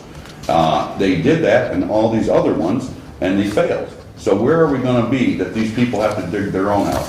Now, what are we going to do if this does get deployed, it happens, and we have a lot of people without their water? Who's going to be responsible? As the state law says, individuals with the irrigation system close by, within, I think, a 2-mile radius, allows you to say, hey, I need to have my well replaced because you're irrigating and you took my water. And I think we need to start looking at what this is going to incur. In fact, out of 311,000 homes that pretty much surrounds this with the wells. And I don't know how many wells there is in Factor, but how are we going to address it? And if I needed my water back, how are we going to stop it? Or how are we going to challenge it? I don't think we're going to be able to control government, but I do believe that the people need to stand and possibly, do what's possible. But again, thank you very much for the time here, and I'd like to say that, because Mrs. Beer was here earlier, and I simply wanted to kind of get into it. Mr. Fleninger here brought to my attention, why not get on a different, or go down there and get the site from them instead of taking it off supposed, site to get information. So I'll do that, and I thank you for, for trying to bring that up. Thank you, Mark, and hope you all have a great day. All righty, thank you, Bob. Have a good day. Anyone else wish to address the board today? All right. No updates for us, Laura? That's it. Stephanie? All right. Additional business, Doug? None today. Brad? I'm good, thank you. Brent? The only comment I would have is back regarding the videos that are posted on YouTube. We got to remember, when we're conducting this meeting, we're having a meeting here, public can come and speak. But that is recorded and posted on YouTube. And as a county, as a subscriber to YouTube, we have to follow their edicts and their guidelines for what is posted out there and what is kept out there. And we potentially lose the availability to post videos for the public to watch if we violate their rules and their standards. So something to take into account when you do speak, that you want to make sure that people can continue to watch this down the road, that we are respectful of YouTube's rules and guidelines as well. Very good, thank you. Steve? Good. All I have is the next meeting is February 14th, and as indicated earlier, that is 3 weeks away. So with that, we stand adjourned. Thank you all. Thank you.